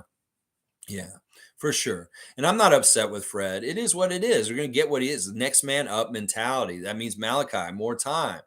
That means there's minutes for other guys. If Fred can't go, then that means go get Kem Birch. I'll say it over and over again. And I really do mean it, Nick. You go get Kem Birch. Country Kong's here. Scottie Barnes is playing like a star. He really is. The double-double, he really could have easily gotten a triple-double last night if he tried just a little harder in some ways. Logical Raptors fanatics saying Precious out there, and we would have been fine against Zubac. Precious is used to Embiid's size, so that's what we need bad at the moment. Yeah, I can't wait for Precious to come back and just to see the impact that he has. Now, we have to temper our expectations for what he's going to be able to do, getting back with conditioning and being reintegrated into the lineup in a cohesive, smooth way. It may not happen right away in the first game back, and it may not happen in a couple games in, but we need to get him back in there, and hopefully that addition will cause a lot of the recent issues with our team to go away. And hopefully he may not be a cure-all for everything, but I know he will help. He will probably help with a lot of it. Tom Duke saying Tyronn Lue knows comparing Spicy with Giannis. Yeah, did he say that in the interview afterwards? He compared Pascal Siakam to Giannis Antetokounmpo after the game. That's a high compliment. Yeah. Monique saying MLSE staff even sees some players gone next season. Well, it's just the part of the business. You know, this is a snake that sheds its skin and new skin is underneath. And that's partly what happens with NBA rosters. It's really hard to keep the same team stagnant for like years and years. Maybe in the old NBA, you could get away with it the way it was with the Celtics in the 60s and stuff like that. But nowadays, it's really, really hard to figure it out, balancing the salary cap, your needs of your team, bringing in new people and stuff. And that's why the team is always constantly evolving and never is exactly the same. And it's just going to be what it is. But you're saying that staff inside see that the Raptors are probably going to make moves this year. That a lot of people are wondering, are they going to be active around the trade deadline? Are we going to make a mid-season trade and have some new player come in at some point? Well, a lot of people want Jakob, and that's the way it would happen. Let's see. Nameless saying, Lex, Kem Birch is still not big enough. He's a power forward facading as a center, and against a true center, he's exposed too. No, I don't believe that. Nameless. It's really weird. He is a true center. I know that people say, okay, well, he's only really 6'9". I don't believe that. I think the man's 6'10", 6'11", and he plays bigger than he is. He's very, very strong. He's very, very much able to match the strength. And in some ways, that's the most important thing as far as dealing with the big centers. That's why Scottie can play them fairly well too, because he's very strong also. I don't know. I think he's big enough because I've seen enough of a sample size over the time that he's been on our team, 2.5 years now. Or no, wait, I guess it's 2 years because he came in the halfway mark and he was all here last year. I just see the good success that we have dealing with big guys when he's out there. The eye test and just watching him. And he does a good job. He does a way better job than anybody else on the team.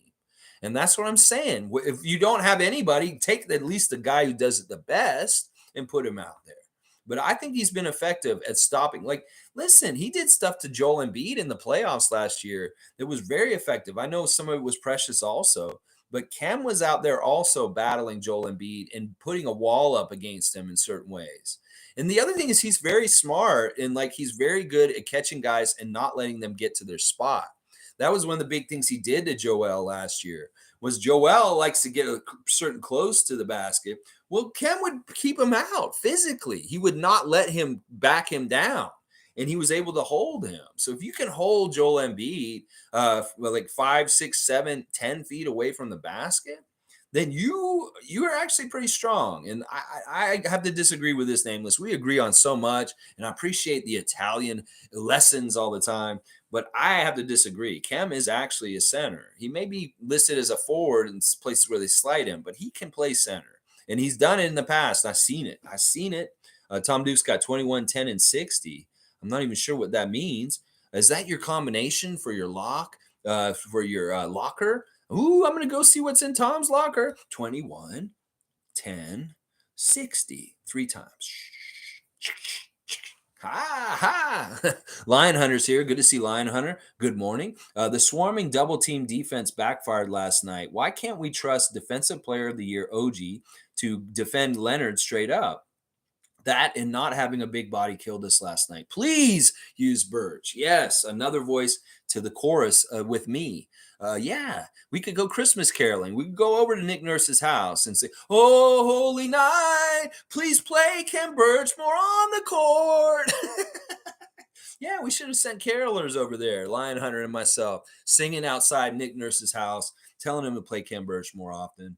I think that you're right with your first point as far as like the swarming double team and the gambling to get steals on the outside really hurt the rotation of the defense to catch up. And the Clippers absolutely being masters and veterans. Paul George, Kawhi Leonard, these guys will find people. In fact, that pretty pass that Kawhi found Norman rolling to the basket, he threw it just perfect and Norman just jammed it. Oh, man, that was such a pretty play. And as a Raptors fan, I appreciated it from 2 former Raptors.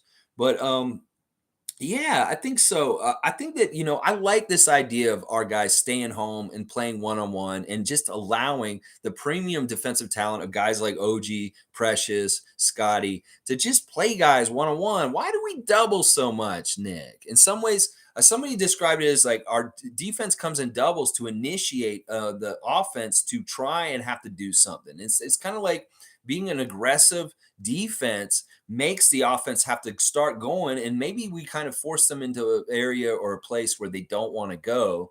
But part of that boxing up with 2 guys and doubling on the outside causes the ability of if there's a good passer and they can get it around us. Like Kawhi passed it out of a quadruple team last night. We had 4 guys around him, and he could still get the pass outside of that into somebody for an easy basket. That's tough. That's real tough. So if you're going to, I'm with you. I'm kind of one of these people that said, let's play them one-on-one. Let's stop coming with the double and just let our premium great defenders try and stop them in a one-on-one way instead of trying to do all this. I don't mind the little swipes when they're coming by. Like, if OG's guarding Kawhi and they're coming into the lane, if Fred's guarding somebody right there and he just turns and tries to swipe the ball out of Kawhi's hands, but he's still guarding his dude, that's fine. That kind of stuff is fine. Now, if you want to trap and really trap at the midcourt, do it and really come quick and really make sure they have no opportunity to get that ball out of there, because that can be good too. It's tough. It's tough. It's a gamble. Literally the word is a gamble. When Gary tries to get in that lane and steal the pass, that is a gamble. And sometimes a gamble doesn't pay off, but sometimes it really does. And Nick wants him to do that in some ways, because in some ways, once we get that action going where we have to catch up with the rotation, it's part of how we work with our defense also. So it's crazy. And I'm with you, Lion Hunter, on everything you're saying here. Isaac Campbell saying, sorry, I meant Alvin Williams replied, hell yes, answering a fan's question on Raptors tonight about the need for a center. That's what Alvin said on Raptors Tonight last night. Hell yes, we need a center. That's interesting. I mean, Koloko can't develop fast enough. What is it? What are we going to do? I still, like I said, I think Ken Birch is a center, and we're just overlooking it. Tom Duke saying, Alvin was fantastic last night. Blunt and so knowledgeable. You go, Alvin Williams. We appreciate you, number 20. You just go, Alvin Williams. Happy New Year, and you're going to have a good year. Let's see. Country Kong saying, yeah, we should have never waived Alex Len. I know. We still had Alex Len right now. We would be so perfect at center right. No, that guy was awful. And he's still awful on the Sacramento Kings at this point. So, no, Alex Len was a big fail. But, to be honest, in the Tampa year, he was the better defensive center between him and Baines. We did better with him out there. But at some point, Alex Len said, look, he did Goran Dragic. He was kind of like, you guys aren't playing me. You're playing Aaron Baines over me, and it's an insult. I want to leave. Is basically what happened with Alex Len. It's like, you're playing Baines, this guy over me? I'm leaving. I'm out of here. And then he took off and went to Washington or something. Nameless is saying, we overcompensate with that double coverage, in my opinion. We have a roster full of the best one-on-one defenders, and we're doubling everybody on the floor all game. What the fuck? Yeah, just more of what we were just talking about before. Isaac Campbell's or Lion Hunter was saying is very much echoing that. He's like, Nick, maybe we should try and just play one-on-one and stop doubling up. Cool Cat's saying, afraid for Fred VanVleet's career. Injuries from last season still affecting him. Front office need to build around Pascal, OG, and Scottie. Very fast. Don't waste their improvements. Load manage Fred as shooting guard and Malichi as backup. In some ways, all the noise at the beginning of the season is true. We don't have point guard and we don't have a center, and it sucks. We have a lot of stuff in the middle as far as like shooting guards, small forwards, power forwards, 6'9" guys, but we don't really in some ways have a true center, even though I keep saying Ken Birch. And in some ways, because Fred reverted from being a point guard this season, we don't have a point guard this year either. And that's part of the problem is we're not playing a typical 1 or a 5 at all this season, and it's really hurting us. In some ways, we need to get back to the fundamentals of the idea of what a 1 does, a point guard. What does a point guard do? And we need those duties back out there. And what does a 5 do? And what are the duties of a 5? We need to get that back into our game also. Those roles are missing on our team right now, the 1 and the 5. And we need to get guys to play those roles on our team. See, Nick's saying Scottie's a center recently. Okay, well, that's going to be tough for him. He's young. I don't totally agree with playing him at center all the time. But for part of the game, sure, he could play center and guard the big guy. But you don't want to wear him down having to guard Jokic for 40 minutes when we play teams like Denver. So it's like, what is the answer, Nick? Where is the 5 going to come from, Bobby Webster? Can we get Ken Birch a chance, another audition, please? Oh, my gosh. Please give him another audition. Yeah, and I think, you're right. Your concerns about Fred's health, and his body breaking down. That's what I'm saying, man. He is getting more and more abuse, beat up on the court from people like Robin Lopez. And it's like, look, his body, his knee, the whole problem with his knee last year. This is what I'm saying. Everybody's career is a different length. And I hate to think that Fred's career isn't going to be much longer or something like that, but the man is getting hurt a lot. And he really has got to, the way he plays, he gets beat up. And it's tough. It's tough. You really got to be that big butt Lowry to kind of survive and be able to take all the brunt of all the beatings of the NBA like Lowry has. It's like, hopefully Fred has longevity. I want that for him, but it's tough. There's a lot of injuries for him. Let's see. Randolph Phillips is here. Good to see Randolph Phillips. Blessings to our beloved Raptor Freaks, most informative gang. We must continue to believe.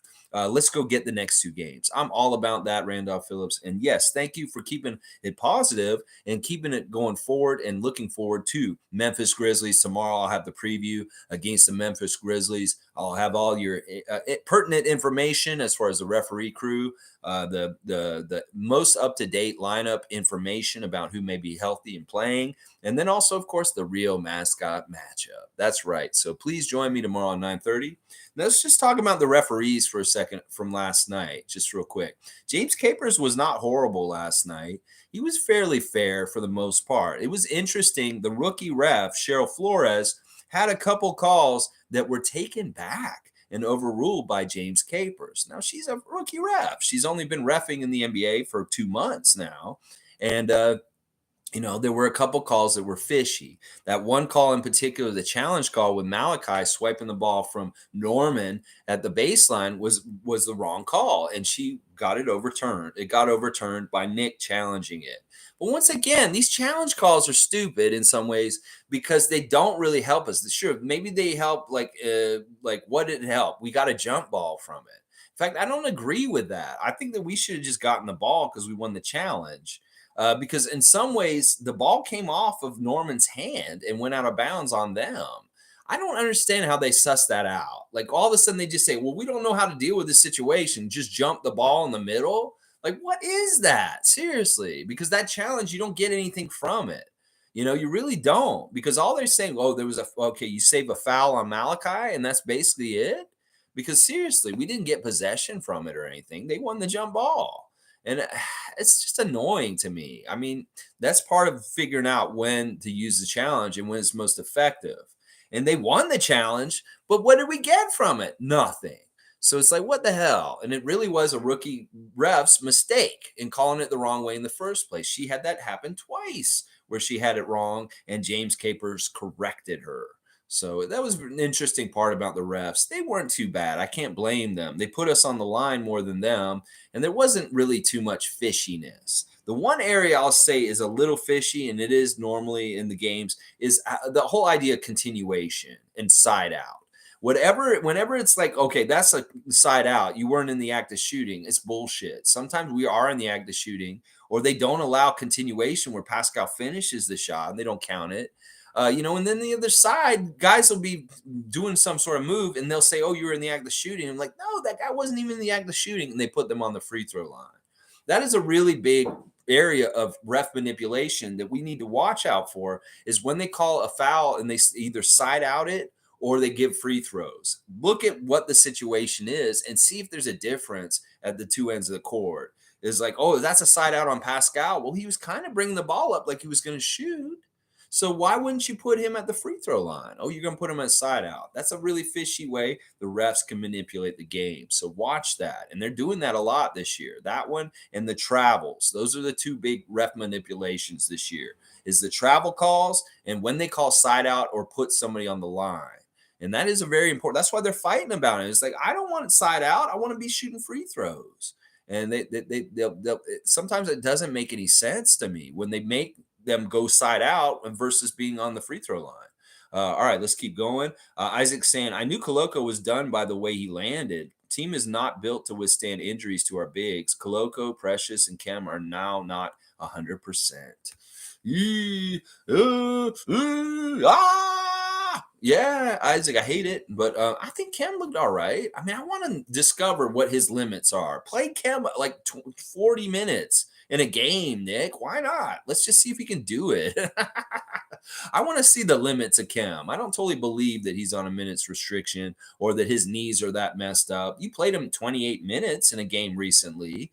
Why can't you try and play him almost a half an hour again in the game, especially when there's a big center killing us all game long? Good morning, bro. That is from my little brother, Carl. Carl Ott's in Atlanta. Carl, mom and dad are on their way back. And thank you for going to pick them up from the airport today and stuff. They had a great, fantastic visit here with everybody. It's weird being in Canada during the polar vortex. So it wasn't like a normal visit in the summer with them. We could go out and do touristy stuff and go down to Ontario Place and walk around and stuff like that. So it was very much staying in, playing a lot of Scrabble with dad, which was a lot of fun. But of course, we missed you guys. And I know you guys missed us too. And I hope that we can all be together for Christmas and a year to come very soon. I love you, my brother. And you tell your family I love them too. So good morning to you, Carl Otts. Yes. All right, let's see. Tom Duke is here. Let's go, brother Otts. Happy New Year. Yes, Tom Duke is wishing you a happy New Year from Victoria, British Columbia, Carl. And almost 2023. Let's start over, Raptors. That's right. Let's flip this calendar in the weekend and let's go to 2023 with a new attitude. Come in with a new attitude, a new start, and let's kick some major ass, Toronto Raptors. That's what I'm saying. Yeah. Nameless is saying, I bet you the league wants to give Wemby to the Lakers. Well, they can't. There's no logical possible way of that happening because they don't have a draft pick this year. They get that spot, it goes to New Orleans. And that's crazy to think.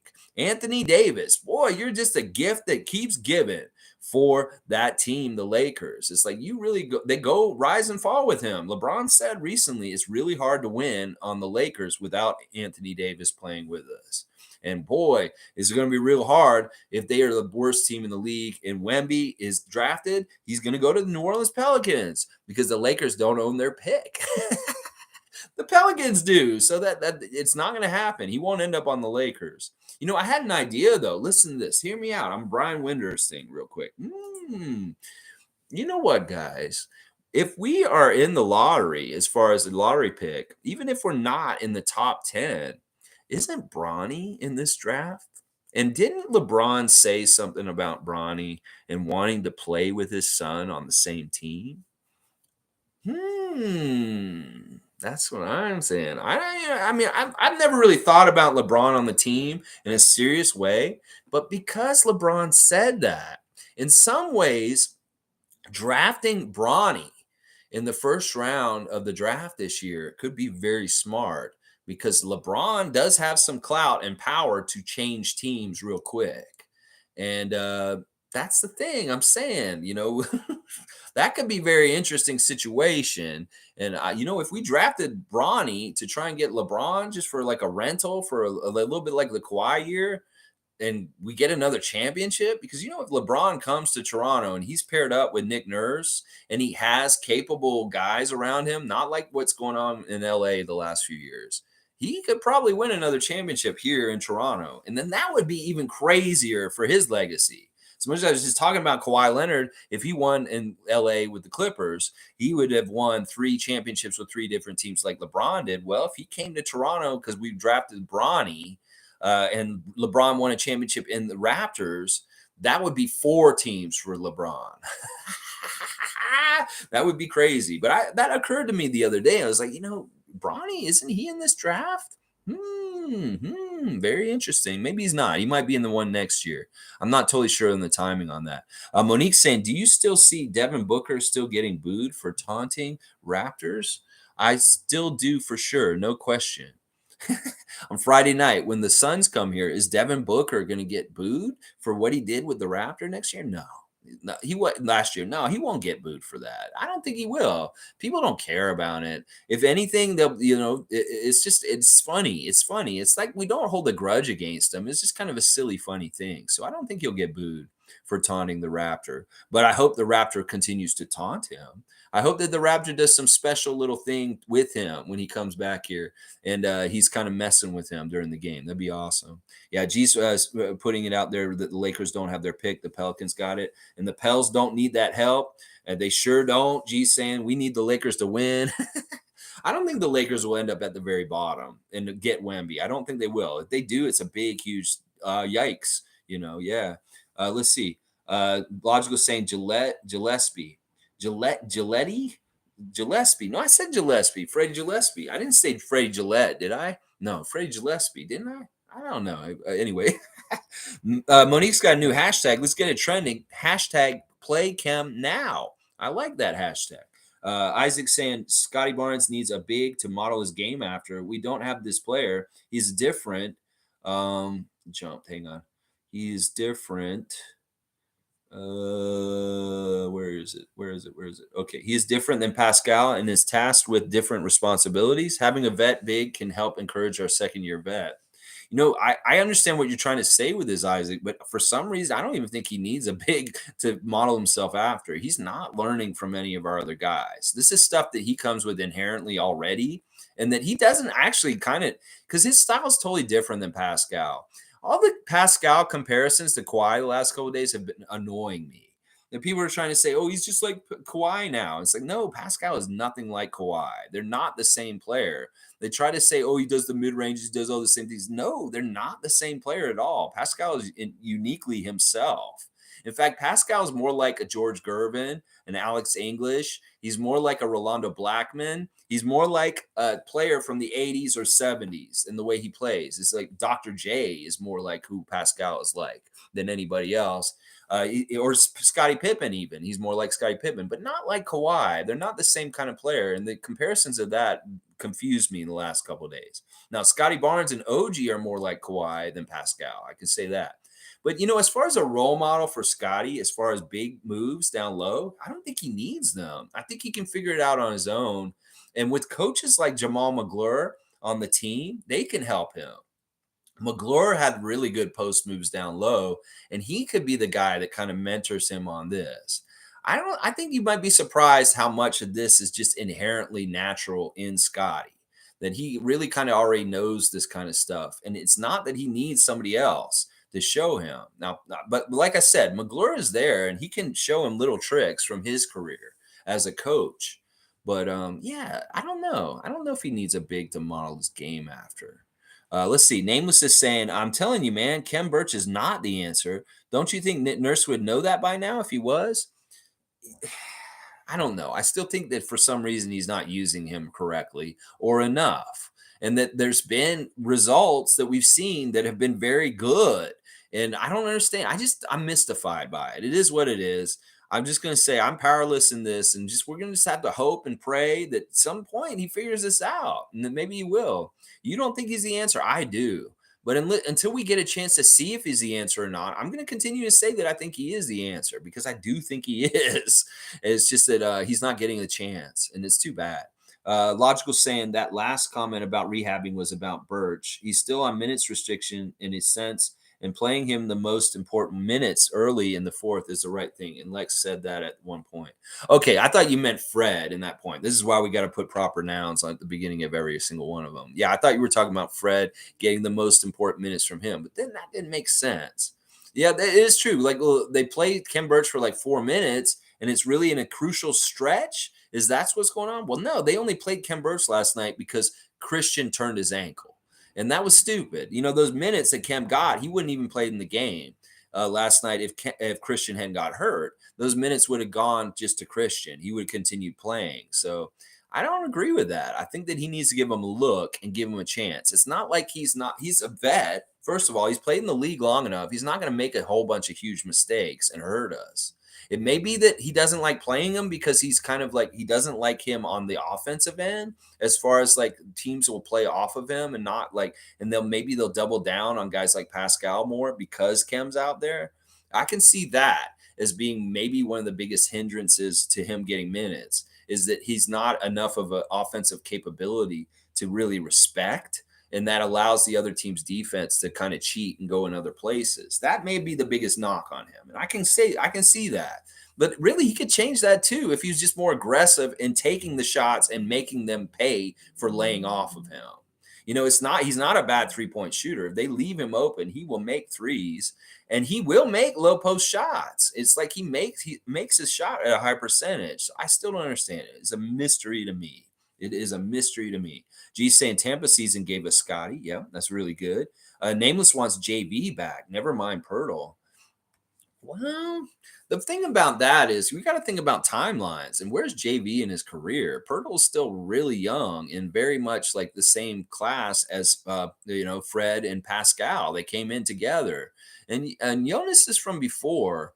And the other thing about Jonas is he's deceivingly older because he took a year off after we drafted him. He didn't come here right away. He spent one more year in Europe and played after his draft, and then came in after that. So he's a little bit older and the timelines may not line up exactly right. I like JV a lot too, but I don't think the time is right for us with him. But Pirtle, it is. And the other thing is JV's way more expensive than Pirtle. That's another part of the problem. The price is higher to get JV at this point. Tom Duke's saying, I want Koloko to become a Hakeem Olajuwon. Am I dreaming? Maybe. That's crazy. Can he kick the ball around like Pascal before the game? Because that's the thing that Olajuwon could do. I think he can. I think I've seen him dribble the ball or kick the ball around on his legs like Pascal's been doing before the game. If he studied Hakeem Olajuwon and played more and more like him, I wouldn't be upset. That's a great person to emulate for sure.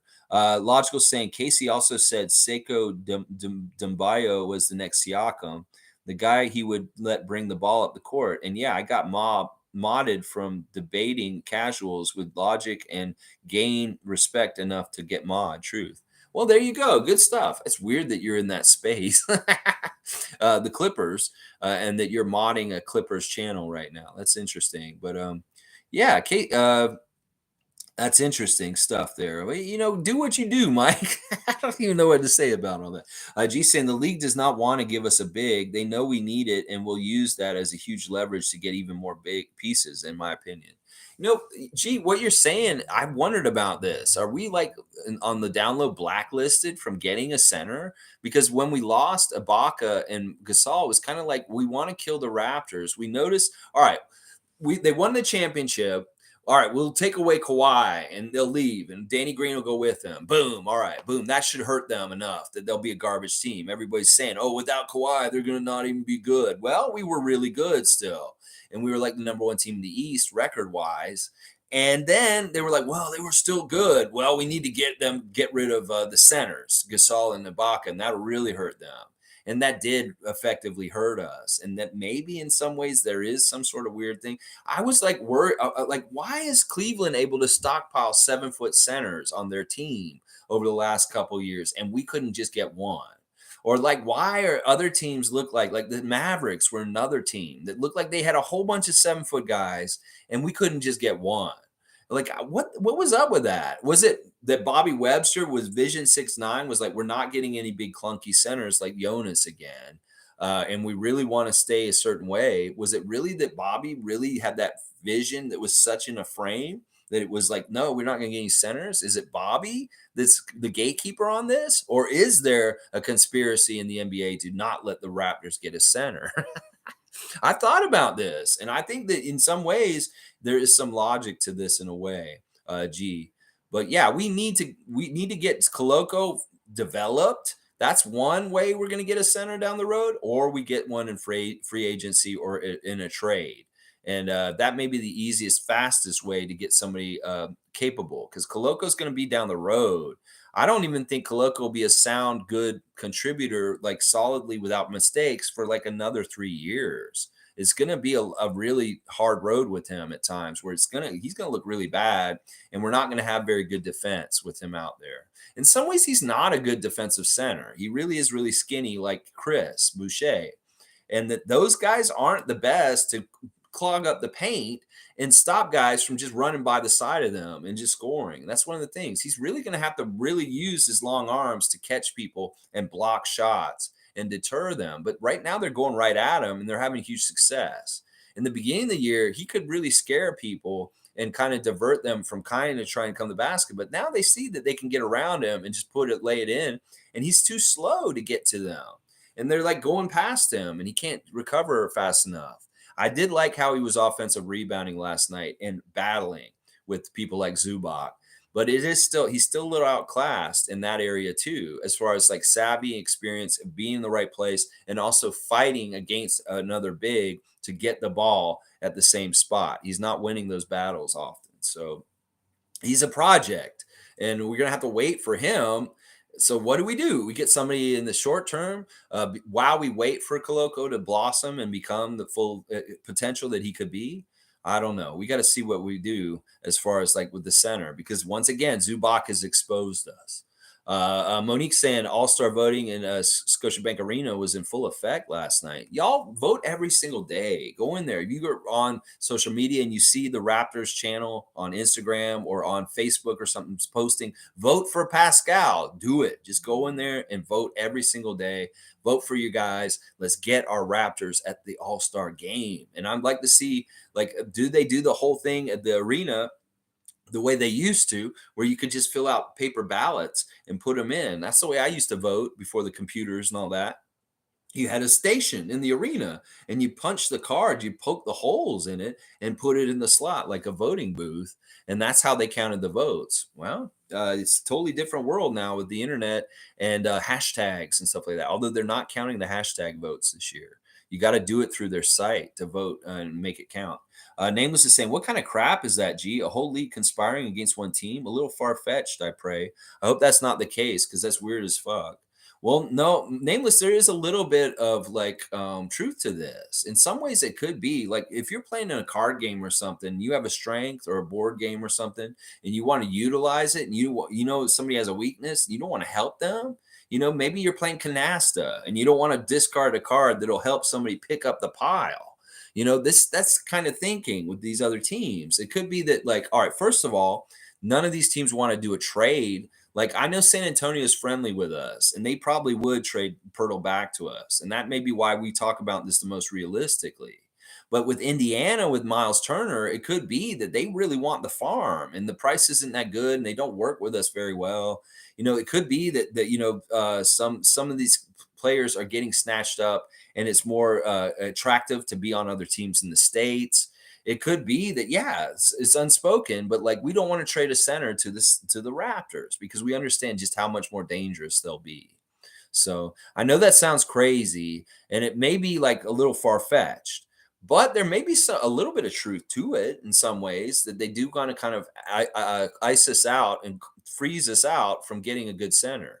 And that may, in weird ways they could do it in weird ways, as far as like retaining their own centers and not letting them walk, or just not dealing with us. It could be that, like, oh, we want to trade one of our centers in Cleveland, but we're definitely not going to trade one of them to Toronto. Think about it that logic way, because they're playing against us in the Eastern Conference. They don't want to help us.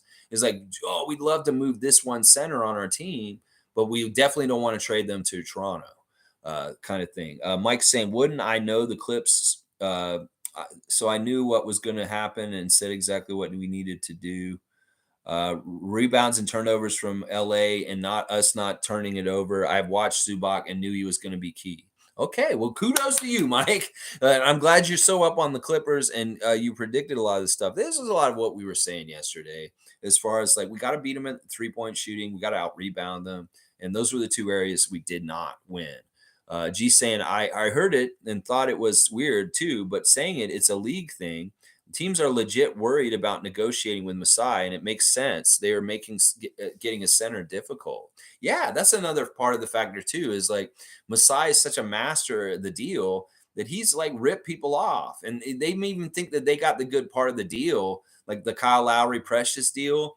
And then they find out later, like, holy crap, maybe we didn't get the best part of this deal. So they're all very hesitant to do deals with Masai because of his reputation. And that's part of it too. And then, all right, you add in the fact that we got to get our development and new players through the draft, or through like, the very little bit of free agency that we can do, where we're kind of scraping the bottom of the barrel of who we can get. And it's really hard for us to land a good quality center that way, because partly is there's just not a lot of them also. And that if we're not doing it through big time free agency or trades with other teams because they're hesitant to trade with us, then we have to draft somebody like Koloko and then wait on the project to get developed. So there's a lot of different things that are kind of working against us having a center in some ways. And maybe it is Bobby Webster's just being a jerk. He's saying, I don't want any centers on this team. We're Vision 6'9", y'all, and we're going to see it through. Get a guy who can run with them. Okay, you got Koloko. Well, get Pirtle back. Please do something. Let's see. G saying they got Gasol and Kawhi and won a chip that year. Yeah, we had to trade a center for a center, though, in that situation. We traded Jonas for Gasol. And in that way, that's how that kind of worked. And then we did give up a lot, too, with DeLon Wright and CJ Miles also. Fiercey is here. Good to see Fiercey. Good morning. Good morning, fam. Positive takeaways. Scottie's been more engaged the past few games, and Pascal is consistent. Notice the moment Kawhi had the ball, they kept double teaming him. Facepalm.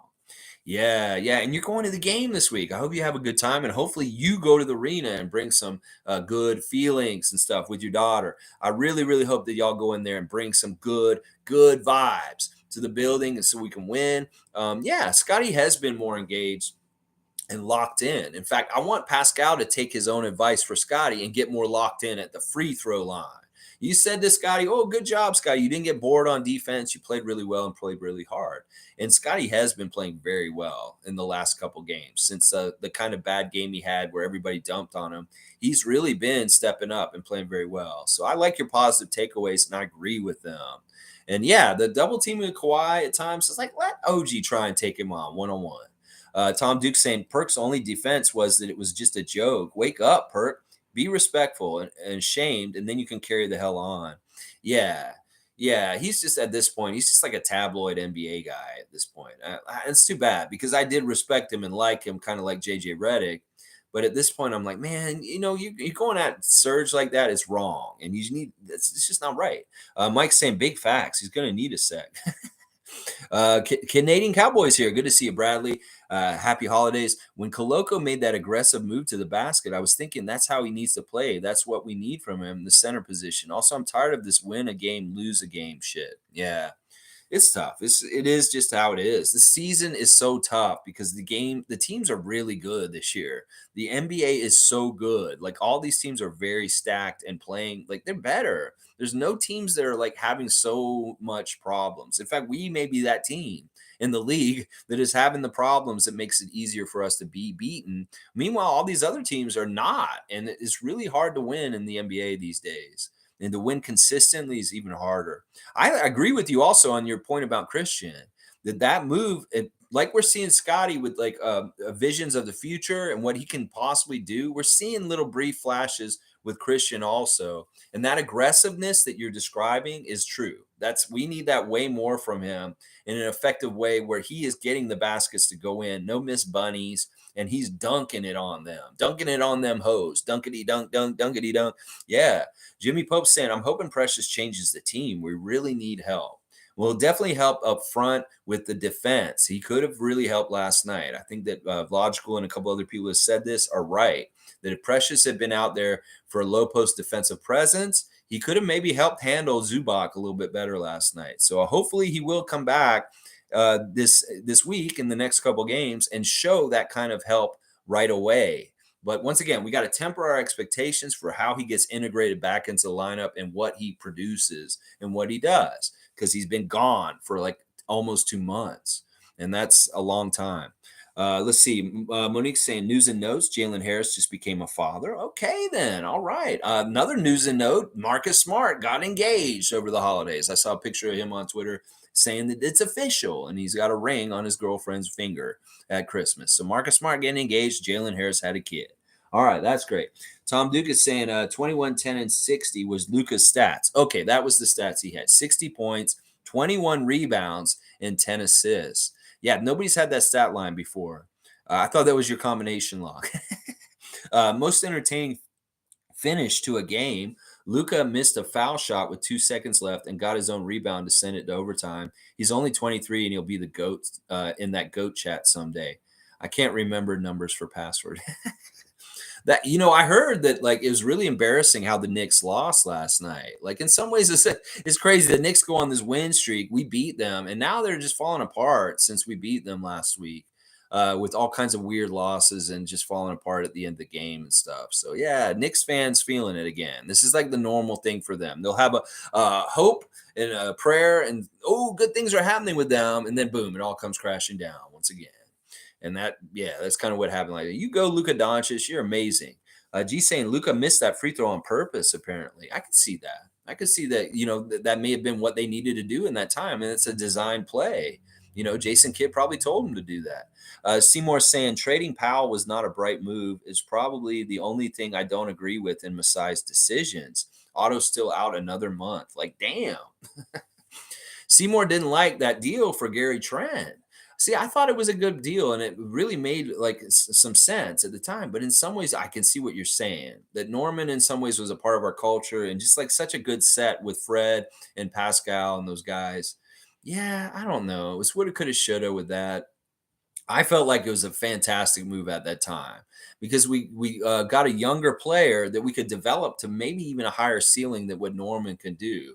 But right now, we are seeing that Norman's ceiling and where he's playing at is better than Gary right now at this point. But at times, I felt like Gary is better than Norman since the trade. So it's a tough thing to call, and it is true. Norman had that on his mind last night that he's playing against a guy who he got traded for from the team, and it is important for him to outplay him last night. You could tell that was going on. Vintage Norm stuff, and you can't hate it. You can't hate it as a Raptor freak. You got to love our former player, Norman Powell, showing his little a bag of tricks against us with his dunks and his three-pointers, his steals, just all the stuff he does. It's really fun. I miss him too. But it is what it is, and we just got to do what we got to do. And yeah, I wish Otto would get back. He'd be helpful. He's kind of like, you know what? All right, Otto's role on our team is basically what Batum's role is on their team. It's basically the same kind of stuff that what Nicholas Batum does for the Los Angeles Clippers is really what we should expect Otto Porter to be like for us when he comes back. Anybody who thinks he's going to jump in the starting lineup and do all this crazy stuff, no, he's going to be a 3-and-D off the bench. And that's exactly what Batum is. And that would have helped last night, too, if we had Otto in the game, of course. Nameless is saying he's 6'9", bro. Birch is not 6'11", fam. I'll break that bubble right now for you. Well, he plays big enough to play center. Listen, 6'9" centers can play. Chuck Hayes, he was like 6'7". All right, listen, I know there's been a quibble about how tall he is. Can we at least just say he's 6'10"? You notice how they never say anybody's 6'10" in the league? They always either say they're 6'9", 6'11", or 7 foot. There's nobody that's ever like just 6'10". I don't know. I still don't believe it. I think that they're not giving him the proper height. Even if he's 6'9", he can still play center. He's doing it because he's got the strength and the size. Monique saying, fun fact, this is the first time ever Raptors play on Valentine's Day versus the Hawks. And boy, the Hawks are bad. Let's win this time around. Yeah, we beat them earlier this year on Halloween. Then we lost that last minute overtime to AJ Griffin. And now we're going to play them on Valentine's. Is that true, though? I'm pretty sure we played on Valentine's before. That's a date that we would have played on before in the past. I don't think that that's totally true, but it is maybe. I don't know. I have to look that up because I think I can remember a Valentine's Day in the history of the Raptors at some point in the 27 years before this. But yeah, okay. Yeah, Hawks, we need to beat them. They are falling apart. They have all kinds of problems. Trae Young wants out at this point, which is crazy because he's their franchise player. And now all of a sudden, Trae Young wants to leave Atlanta. Ooh, lots of dumpster fire in Atlanta right now. Seymour saying the league should do special jerseys for special days. Raptors Valentine's Day jerseys would be awesome. Something like Christmas jerseys. I'm not against that. I think that's kind of cool. Ain't no problem with that. That's kind of a cool idea. I wonder what those jerseys would look like. Maybe they have hearts on them or something like that. A little Cupid, little Raptor Cupid on it or something. I don't know. More money. Obviously, they want more merchandising. They can't be worse than the camouflage jerseys we had for a while there. Those army jerseys were weird. Tom Duke saying, "Oh my, LeBron for prime minister if he becomes a Raptor." Well, I was just thinking about this the other day. I was just like thinking, it's like, man, if we drafted Bronny and LeBron's a man of his word, he would be a Raptor. And that's not totally a bad idea just to get Bronny, even if he's not that good. You may factor in is it worth it? Well, is LeBron realistically actually going to show up and play with his son? Well, he wants to. He said it. So who knows? Maybe. Cowboys saying, Lex and Raptor Freaks, we need a win streak. um over this next 9 games, like at least 6 games. Also, what's up, everybody? Let's go Raptors. Yes, Cowboy. I agree with this. We do need a win streak. We need more wins. We need to get above 500. This is a big, like, that's the watermark I'm always looking at, and we're too far under 500 right now. This is so similar to last year. We're in very much the same place as last year as far as with our record. So hopefully we can duplicate a second half of the season like last year, get it out of the mud, and be in the top 6 of the Eastern Conference as far as one of the top Eastern teams. I'd like to be there at the end of the year, still somehow, some way. Seymour saying Drake gives me Spike Lee vibes. Gasol looked bad in the Lakers system. You're talking about Mark Gasol, because Pau Gasol did not. Pau Gasol looked great. He was a champion. But yeah, Gasol, you know what? It's really weird with Mark Gasol. We really got the last couple good years out of him in the NBA. Then once he left us and went to the Lakers, he was washed and to a degree, and it's too bad. He had a great career and fantastic that he won a championship with us finally and was a champion at the end, so that he could like be in that club with his brother because his brother got a few championships. But yeah, it was really good that Mark got his championship, but yeah, he didn't look good in that system. I think part of it was that they're a dysfunctional team and having all kinds of problems already. But also, he was getting washed as far as like the game was passing him by as far as his age. And that's too bad. Let's see. Paul B is saying, is Nick Nurse an issue? I don't think so. I don't think so. I disagree with some of the decisions he makes. But once again, he's way better than most guys. Like, if we really looked at all 30 teams in the league and looked at every single like other coach, and we compared Nick to that other coach, and we say, would we rather have this coach or this coach? I'm gonna bet you that there are very few of them that we would say we'd rather have over Nick Nurse.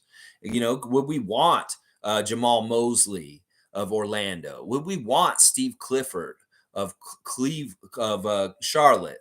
Would we want JB Bickerstaff? Would we want Joe Mazzulla? Would we want Doc Rivers? Would we, Popovich? Sure. Yeah. Spoelstra, maybe. I don't know. They're pretty equal. I think I'd still take Nick Nurse over Eric Spoelstra. Steve Kerr, pretty equal once again. I mean, that's what we got to think about with this. Is that, look, all these guys make mistakes, whether they're players, coaches, GMs, whoever. Mistakes are made as far as like decisions, and that they are the ones who gamble, and their livelihood is on the line for whether they're successful or not. And I'm going to say Nick Nurse is way successful for a coach. His career winning percentage is 60%. And that's good just looking at that, because some of these coaches come in and their winning percentage is 30%, 40%. And that's what I'm saying. We got to really keep a whole perspective. We can't react to just one loss and just say, oh, Nick Nurse is a problem. Because a lot of people are talking about wanting to fire Nick Nurse today. And I hate it. It's so stupid. He's one of the best coaches in the league. We're lucky to have him, and he's a big part of our team. And I as much as I criticize him for not playing Kem Birch, or maybe not playing enough of a rotation, or overplaying players with too many minutes, I still understand that the alternative, or having somebody else, could be way worse. And that we are very lucky to have Nick Nurse as our coach. And I am very much going to stand up for him and protect him, Paul B. So, and a happy birthday again, late birthday to Paul B. He had his birthday this week. So y'all say happy birthday to Paul B. He had his birthday after Christmas this week. All right, name is saying, I really think it was Bobby that didn't want a 7-footer. Makes more sense than a whole league colluding together some tinfoil crap. Well, I mean, can it be a little bit true on both ends? I mean, Bobby, sure, that probably is right. But Eastern Conference opponents are not going to want to trade us a center from their team to help them battle against us. It's like, I'm sure the Nets really regret sending Jared Allen to Cleveland. That was like, they really had to think long and hard about that move, because in some ways that was kind of stupid. So it's that kind of thinking. It's like you don't want to let other teams get better because you set them up and gave them that last piece that they really need. Think about it that way. That the Raptors are so good, but if they just got a center, they would be even better. Other GMs may be thinking that. It's like they make moves in a defensive way. GMs can act in a defensive way and guard and say, oh, no, we can't let the Raptors get a center because that'll be game over for us. So don't act like that's not totally out of the realm of reasoning, Nameless. that it may not be a collective, like overall, like we're all together conspiracy against that, but there very much could be certain teams that do think about this and say there's no way we would ever let them get our second center or our third center that we like on our team, because it will really help them with a thing that they really need, and it may help them win against us. So don't underestimate that's part of strategy in some ways. Like when you make a deal with a team, like we made Kyle for them with Miami, well, we thought about how this would help them and how it would help us, and like, what is it worth it? Are we going to get more out of Precious over the long term? And fuck Goran, how are they going to do with Kyle, and how much longer will they get him? You got to think about what you're giving up and how much you're giving the other team. And well, if the deal is like, oh, you're getting a center, and this is really like the last magical piece that'll lock in and make you guys just juggernauts in the East, yeah, they may not want to make that deal. So, they really do think all that out. Leslie's saying, I want Pascal to go to the All-Star game, but I want the team to rest. We want to go to Cancun at the All-Star break with head massage. Pascal's going to be on the All-Star game. He's just going to be there. I mean, if he doesn't get voted in, which he won't probably, and there's a lot of talk lately that the All-Star game voting should be positionless. And I think they're right, because in some ways, guys are getting shafted because there's just so many good like front court players in the Eastern Conference, and that some of the guards in the Eastern Conference aren't as good. And maybe the All-Star game needs to go positionless with how they vote who gets in. It should just be the top 5 players in the Eastern Conference, because you're going to have somebody who can carry the ball, even if it's all forwards. So, the players, I like them getting rest around the All-Star for sure, if they're not going to be participating. But we're going to probably have to pencil in Pascal. He's going to definitely be in there by the coach's vote, that he will be a reserve on the Eastern Conference team. I think that's just a given.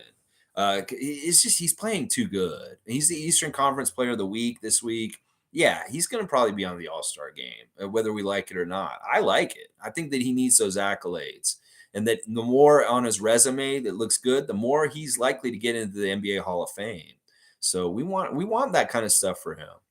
Paul B saying, are we just missing Precious and Otto when we aren't seeing the real team? I think Precious is a big part of it. Listen, guys, the Clippers are very good. They may be one of the top 3 teams in the West. Losing to them last night the way we did was no slouch. So don't worry about this. Let's not overreact. Let's understand that they're in a different place with their franchise, as far as they have vet guys that are very talented, that are very key, like trying to get a championship. Meanwhile, we have young players that are still trying to figure out how to play in the NBA to a degree. So it's like we're in different places to a degree. So it's like it's hard for us to gauge against them in these ways. We are so wanting to win, because Masai Ujiri, that's his way. But in some ways, we have to understand that takes some time. We're in development, and it's going to all work out. It's just that we got to go through the journey of ups and downs.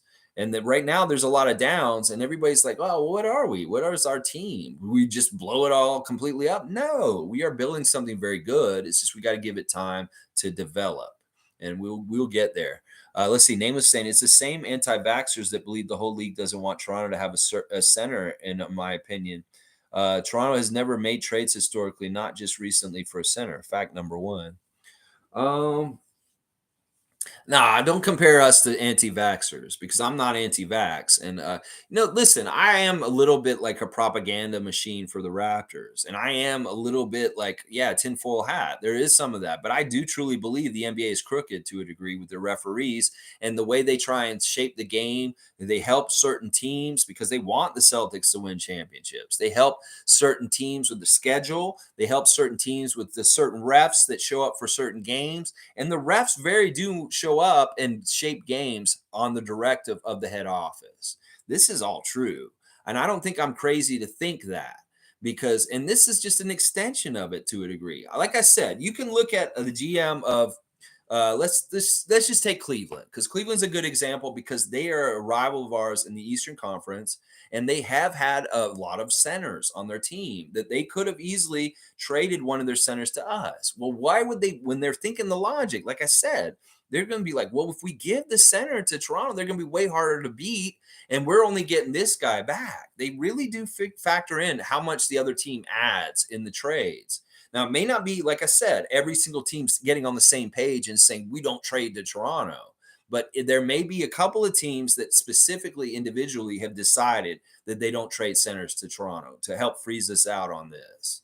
So, and they may stockpile centers too. Like, Cleveland and Dallas in particular, and the Clippers too, for a while in the last couple of years, were stockpiling 7-foot guys. And they had like 4 or 5 7-footers on each team. And sometimes when they hoard the guys and nobody else can get them, that's a part of the problem too. I mean, in some ways, we're hoarding 6'9" athletic, great like players, all around players on our team. So there's not as many to go around for other teams too. So that strategy of hoarding centers in Cleveland can hurt us for sure. So, listen, these are two different areas of things. That's really dangerous anti-vax stuff. But this thing that I'm talking about, this is harmless to a degree, but it is something that we need to think about that is possible. And it could probably be involved in certain scenarios that we would maybe see a trade possibly because that team just does not want to give us a center. That's what I'm trying to say, Nameless. Let's see. Cowboys saying, I think Precious is a precious piece to this team. I love that. And when he comes back, this team will turn around. Dunkity dunk. That made my day, Lex. Hope you and Raptor Freaks have a great holiday. Thanks, Bradley. Y'all, if you need any help around the house with like cleaning, washing windows or something, like, ta-da, it's in the phone book. They can come help you out. Canadian Cowboy works for them, and he can come to your house and help you. Like if you have something in your house you just can't move because you're just not strong enough or something, these guys will come and help you get stuff done around your house. Odd jobs, home repairs, cleaning and helping out and around the house, painting, all kinds of stuff they'll do. Look up to on the phone book and the 416. They can help you out. Nameless is saying, I agree, Paul. We haven't seen the team's true potential. The little jumped. And okay, here it is. I haven't seen the team's true potential, but instead of one of these 19-year-olds that don't play, can we have a true big just in case? Is that too much to ask? Bobby being stubborn. I mean, if we can trade for Jakob, that would really fix a lot of everything that we're talking about. And it really is hopefully the price is right going the other way. What if we traded Gary and I don't know, Gary, Malichi, and some people say Cam for Jakob, and we got him back. And that then it's like Gary is not a problem for like re-signing him in the summer with the salary cap. And this is a little bit more cohesive of what we're trying to do. I've seen that deal on Trade Machines a lot this year. That specific deal that I was talking about. Who knows? Let's just going to see. Let's trust in Bobby and Masai, and they're going to make the moves, and they're going to react at the time when they feel like is important. We may be overreacting too soon, and they have more perspective of the timeline of when they will hit the button to make a move. Because all right, it's at this point, and we've seen enough, and now it is time to make the move. So we have to wait and see when they're going to do it, and just trust in Masai and Bobby. They're going to do it. Paul B saying, I love Norman Powell. Wore my Powell jersey last night, but Gary has single-handedly won multiple games for us. How many Norman games have Portland or Clippers had? Well, Norman has actually done pretty well to help them in clutch in both places. And I think, honestly, they're pretty equal in a lot of ways. I know Gary has won some games for us. I'm not trying to slight Gary, but Norman in some ways he's a little bit further along still because Gary's younger. And like Norman's just a polished vet. In fact, they're very much the epitome of the difference between the Raptors and the Clippers right now. Norman is a vet. He's established. He's done all this stuff. He's a champion. And Gary's a young 23-year-old guy who's still trying to learn how to play. And that is who we are as a team also. Just with Scottie, Koloko, our young players like Precious and Gary. That's the difference right there. The Clippers are Norman Powell, and we are Gary Trent Jr. And the timeline of development and where we are in our careers and ready to win. So that, that's a good example right there. I love that you have the love for Norman Powell. And, listen, I don't slight him because he is a clutch player, and he's done big things to help our team, to help the Clippers also. I don't know about Portland because he wasn't there very long, and he may not have had the chance there. Nameless is saying, Bobby is more than fine to have you think the league won't trade him a center rather than admit it's him being stubborn. I promise you that. What do you think he hasn't mentioned? Why do you think he hasn't mentioned anything? This is tough. I know you're really into this subject right here, Nameless. I don't have a problem looking into this and talking about this, kind of digging around in this. You know what? Listen, Bobby Webster is a very smart man. As Mike has put it, he's CIA trained. Like, I don't know if you learned this, but like, he's a very perceptive, very observant person, and he is very intelligent, and he's very good at making decisions quickly and being very astute and smart. You can tell from when he does press conferences and interviews that Bobby Webster is very measured and very purposeful with what he says and what he's talking about. Now, listen, he's a smart guy. He's going to figure this out. If he has this idea of doing this a certain way and he's being stubborn to this, and this is why we don't have the center, well, at some point, if he's smart, he's going to figure out it's not working and he'll change the course. So that's why I would say let's just trust in Bobby and Masai. And at some point where they say, okay, this project isn't working in this way, they throw their hands up and they make the change, then we'll see it. It's just we don't know what the timeline is, and we're impatient. We have no patience anymore as a fan nation. Nobody does anymore in the world anymore. So that's the thing. There maybe have patience that's smart and that way more wise than our smart as far as we just want it because we hate losing and we want something to change real quick. Maybe it's not a quick fix to them. And then you'll say, oh, well, he's had all this time. Why didn't he just get a center? Well, he did get Ken Birch at that time. And I'm telling you, he is a center still. I know you may disagree with me on that, but he is. He's just not being used. Tom Duke's saying happy birthday to Paul B. Yes, awesome. And so is Monique. And Tom Duke's saying it. All right, cool. And so is Bradley. I love it. I love seeing all this. Bradley's also saying, let's go Raptor freaks. Everything will be okay. This team and the players we have right now is exactly what we need. Once we get on a win streak, we will dominate the league. Let's go. I love it, Bradley. I love the positivity. That's good stuff. Name was saying Bobby is starting to fall into crosshairs. Not Nick, not Masai, not the mascot, not conspiracies of collusion. Bobby is in the hot seat, in my opinion, for his failing 6'9" vision. He's already admitted it's him. All right. Well, all right. I will agree with you slightly on this. I'll tell you this right now.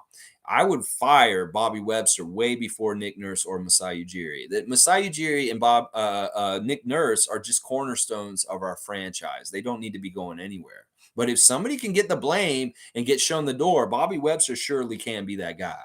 So, all right, I'll agree with this, nameless. But also, I listen, the collusion thing, you may be surprised just how much the inner workings of the NBA are dirty in certain ways and certain things.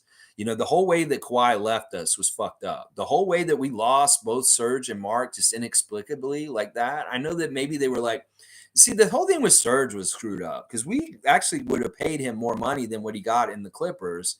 And the fact that he just left and went in the Clippers like that was really screwy and weird to me. It didn't make total sense to me. So I don't know. There's a lot of weird stuff. And once again, we don't know the whole truth. Yeah, sure, maybe we are tinfoil hat speculators that are crazy, but also maybe we're right. We don't know for sure. Tom Duke saying we got the Friday win. We can win 3 in a row. All right, I love it. I love that positivity. I'm gonna finish this stream up real quick because we're almost at 2.5 hours. Name was saying I don't buy it. I think teams are too busy worrying about improving their own roster and job security rather than to impede another team's process and affairs and calculate their end goals too. Well, I'm gonna tell you exactly where you're wrong with this. In every single NBA team's war room, the GM room, the room where they sit and they look at the whole league, they have every single team with every single asset and player on that. They have all their draft picks listed. They have everybody on their team, and they look at the shape of the whole entire league. You don't get it twisted. This is half of their job is understanding the terrain of the whole league and understanding what's possible and possibly going getting, and also who's looking good and who's doing what. And don't think that in the level of competition, if you're competing with other people, if you have an edge or a way to try and freeze them out or not let them get an advantage, you will do it because every team in the NBA wants a competitive edge. So think about it logically that way, nameless. That I know that there's a board in Scotiabank Arena or at OVO, one of those, they maybe have one at each place. It has all 30 teams up on the wall, and it has every single one of their players listed, and they switch it around to keep it current with what is happening with each team all the time. And that is part of Bobby's job, is to stay current with what the shape and the look of the whole entire league is with their rosters.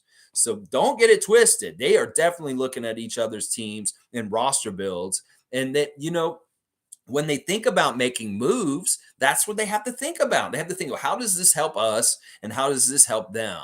And is this worth it? Is this going to help them way too much more than it's going to help us? Well, let's not do it. It's as simple as that, Nameless. It's like, okay, we could send a center to Toronto to get Gary Trent right now, but how much will that help them? No, let's not even make the deal. And this may be part of the reason why nobody likes to trade with us. It's not just that Masai and Bobby don't like to trade too much and they're scared to trade with them, but also that other teams just don't want to trade with us in certain ways also. So I don't know. I'm going to disagree with you on this whole arena. And you can think that I'm like a conspiracy theorist on this, but you may be surprised how accurate or how right I am on some of this. So, all right, let's keep going and finish this up. Monique's saying All-Star voting ends January 20th. Y'all, so get to it. No ifs, ands, or buts. Let's get Raptors. Let's go Raptors. W stream. Regardless of the outcome, we support you. Always keep at it, Lex. That's right, Monique. Just stay true to the Raptors and be a Raptor freak and just follow them through the good ups and the downs. And we can get there. Norm leveled up in Tampa was amazing to watch. Yeah, I do remember that. Norman's always been on a really good, steady like curve up. And I thought that he kind of reached his height, but the stuff he was showing last night is consistent what he was showing with near the end of his time here with the Raptors. And I was like, you know what, man, he has really like honed it and he's more consistent now because consistency was his biggest problem with us is that he'd have nights like he had last night on some nights, but some nights he'd totally disappear. But I think he's a way more consistent player at this point in his career. Race mode's here. Good to see race mode. I have all the patience in the world now. We have a chip. We still have Masai. I agree that Precious is precious. Hope he comes back soon. That's a great perspective by Edmund saying it's like, listen, he knows we got a chip. We're not so anxious to get a chip and break that barrier. And that, we have Masai. We can trust in Masai and we know that he's building something right. And Bobby is too. Just we got to trust in these guys. It's going to come. Name saying, I agree with you too as well, Lex, to a large extent of the shady inner workings of the NBA. That much is true. I know, because you've talked about this with me at times. The ref hit jobs are real. The refs will try and shape the game to help another team, one team win. One, may sometimes help us, but they sometimes help the other team too. And that's why you got to say anything's possible in this league with this kind of stuff. And one more real quick. Paul B saying, quick trivia. Did Raptors Rodney Hood score 10 points or more for the franchise? Yeah.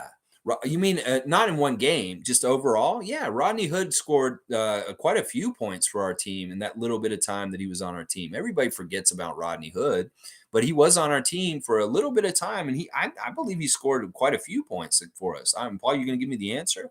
I'd like to see the answer. I know you got to wait a little bit because of the 5-minute thing. So I'll wrap up real quick. Guys, listen, we can't overreact to a loss last night to a very good Clippers team. This team has Kawhi Leonard. This team has Paul George. This team has John Wall, even though he didn't play last night. This is going to be a Western contender at the end of the year in the playoff picture. They are very much going to be a team that's going to go battle teams like the Mavericks with LUKA DONCIC and have some epic playoff battles like they have in the past. So it's no slouch. And once again, I think that this is a really good comparison that we are Gary Trent Jr. and they are Norman Powell, literally. That we are a younger player that's still learning and getting better. And they are a more consistent vet that is already at a certain level and consistently doing that. We will get there someday. And it will be sooner than y'all think. It's just that, once again, we have to preach patience with Raptors Nation. People have just been so crazy with the immediate gratification of Scottie Barnes and this and wanting to win all the time and expecting to win all the time. Well, sometimes we got to learn and lose, and that's just part of it. So let's see. Cowboy saying, everyone have a great day. Let's go, Lex and Raptor Freaks. Let's go. Thanks, Cowboy. You have a great day, too. Tom Duke, let's go. Also, and I see your 5 Raptor mascot, 5 Raptor lineup. I love it. And Nameless saying, W stream today. It's nice to have mature conversations with people regardless of the varying perspectives. Thanks so much, Lex. Dap to you, Nameless. One of my favorite Raptor freaks. I love the Italian lessons, and I love that you have strong opinions and that, listen, this is the whole thing about this channel is like, I have opinions. I say stuff, and I want y'all to call me out if you think that I'm wrong or you think that something about what I'm saying doesn't jive or is totally right. Because this is the way that we can get it more correct and more to Project Truth, as Mike puts it, is that we all have different perspectives on things, and maybe we catch things that other people don't catch, and we can help better inform each other as a hive mind of great Raptor fans and really understand it and be on the same page. If there's anything that I want to accomplish on this channel is I want to fight the information war for the Raptors. And one of the biggest things I want us to push right now is patience. That we just got to be role models for the rest of the Raptor fans as far as saying, look, we're a great team, we're a great franchise, and we're on the right path to great things in the future. But they don't just happen overnight. They sometimes you have to go through some time to be, and you have to be patient. And if we can be role models in the Raptors community as fans, then this can be a part of the good fight right now. That we need to allow these other fans to just chill out and be those kind of people that be like, listen, we're okay. And stop chicken littling. Stop freaking out. Stop thinking we need to fire people or trade people. We got the right stuff. We just need to maybe tinker with it just a little bit. And that's not up to us. That's up to Masai and Bobby and Nick and the guys. So I appreciate it. Nameless once again, bam, bam, bam, bam, and Race Mode Daily. Let's go. Yeah. And Monique's saying positive minds, everyone. Positive minds. I love it, Monique. All right, y'all, please like, comment, subscribe, share. Do whatever you can to help out just a poor little beaver and me named Justin Beaver. We just want to make this channel grow more and more. And as they lose, it's tough to grow the channel, but we've been getting some subscriptions here and there. It's just all right. But I appreciate all y'all for joining me once again this morning. Tomorrow morning, 9:30 a.m., we'll have the preview of the Memphis Grizzlies game here in Toronto. I'll have all the latest news and the referee crew check for you. Justin, you have anything to say today? All right. All right, guys. We'll see you very soon again. Let me just do my outro. It is, what is it, Justin? It's let's go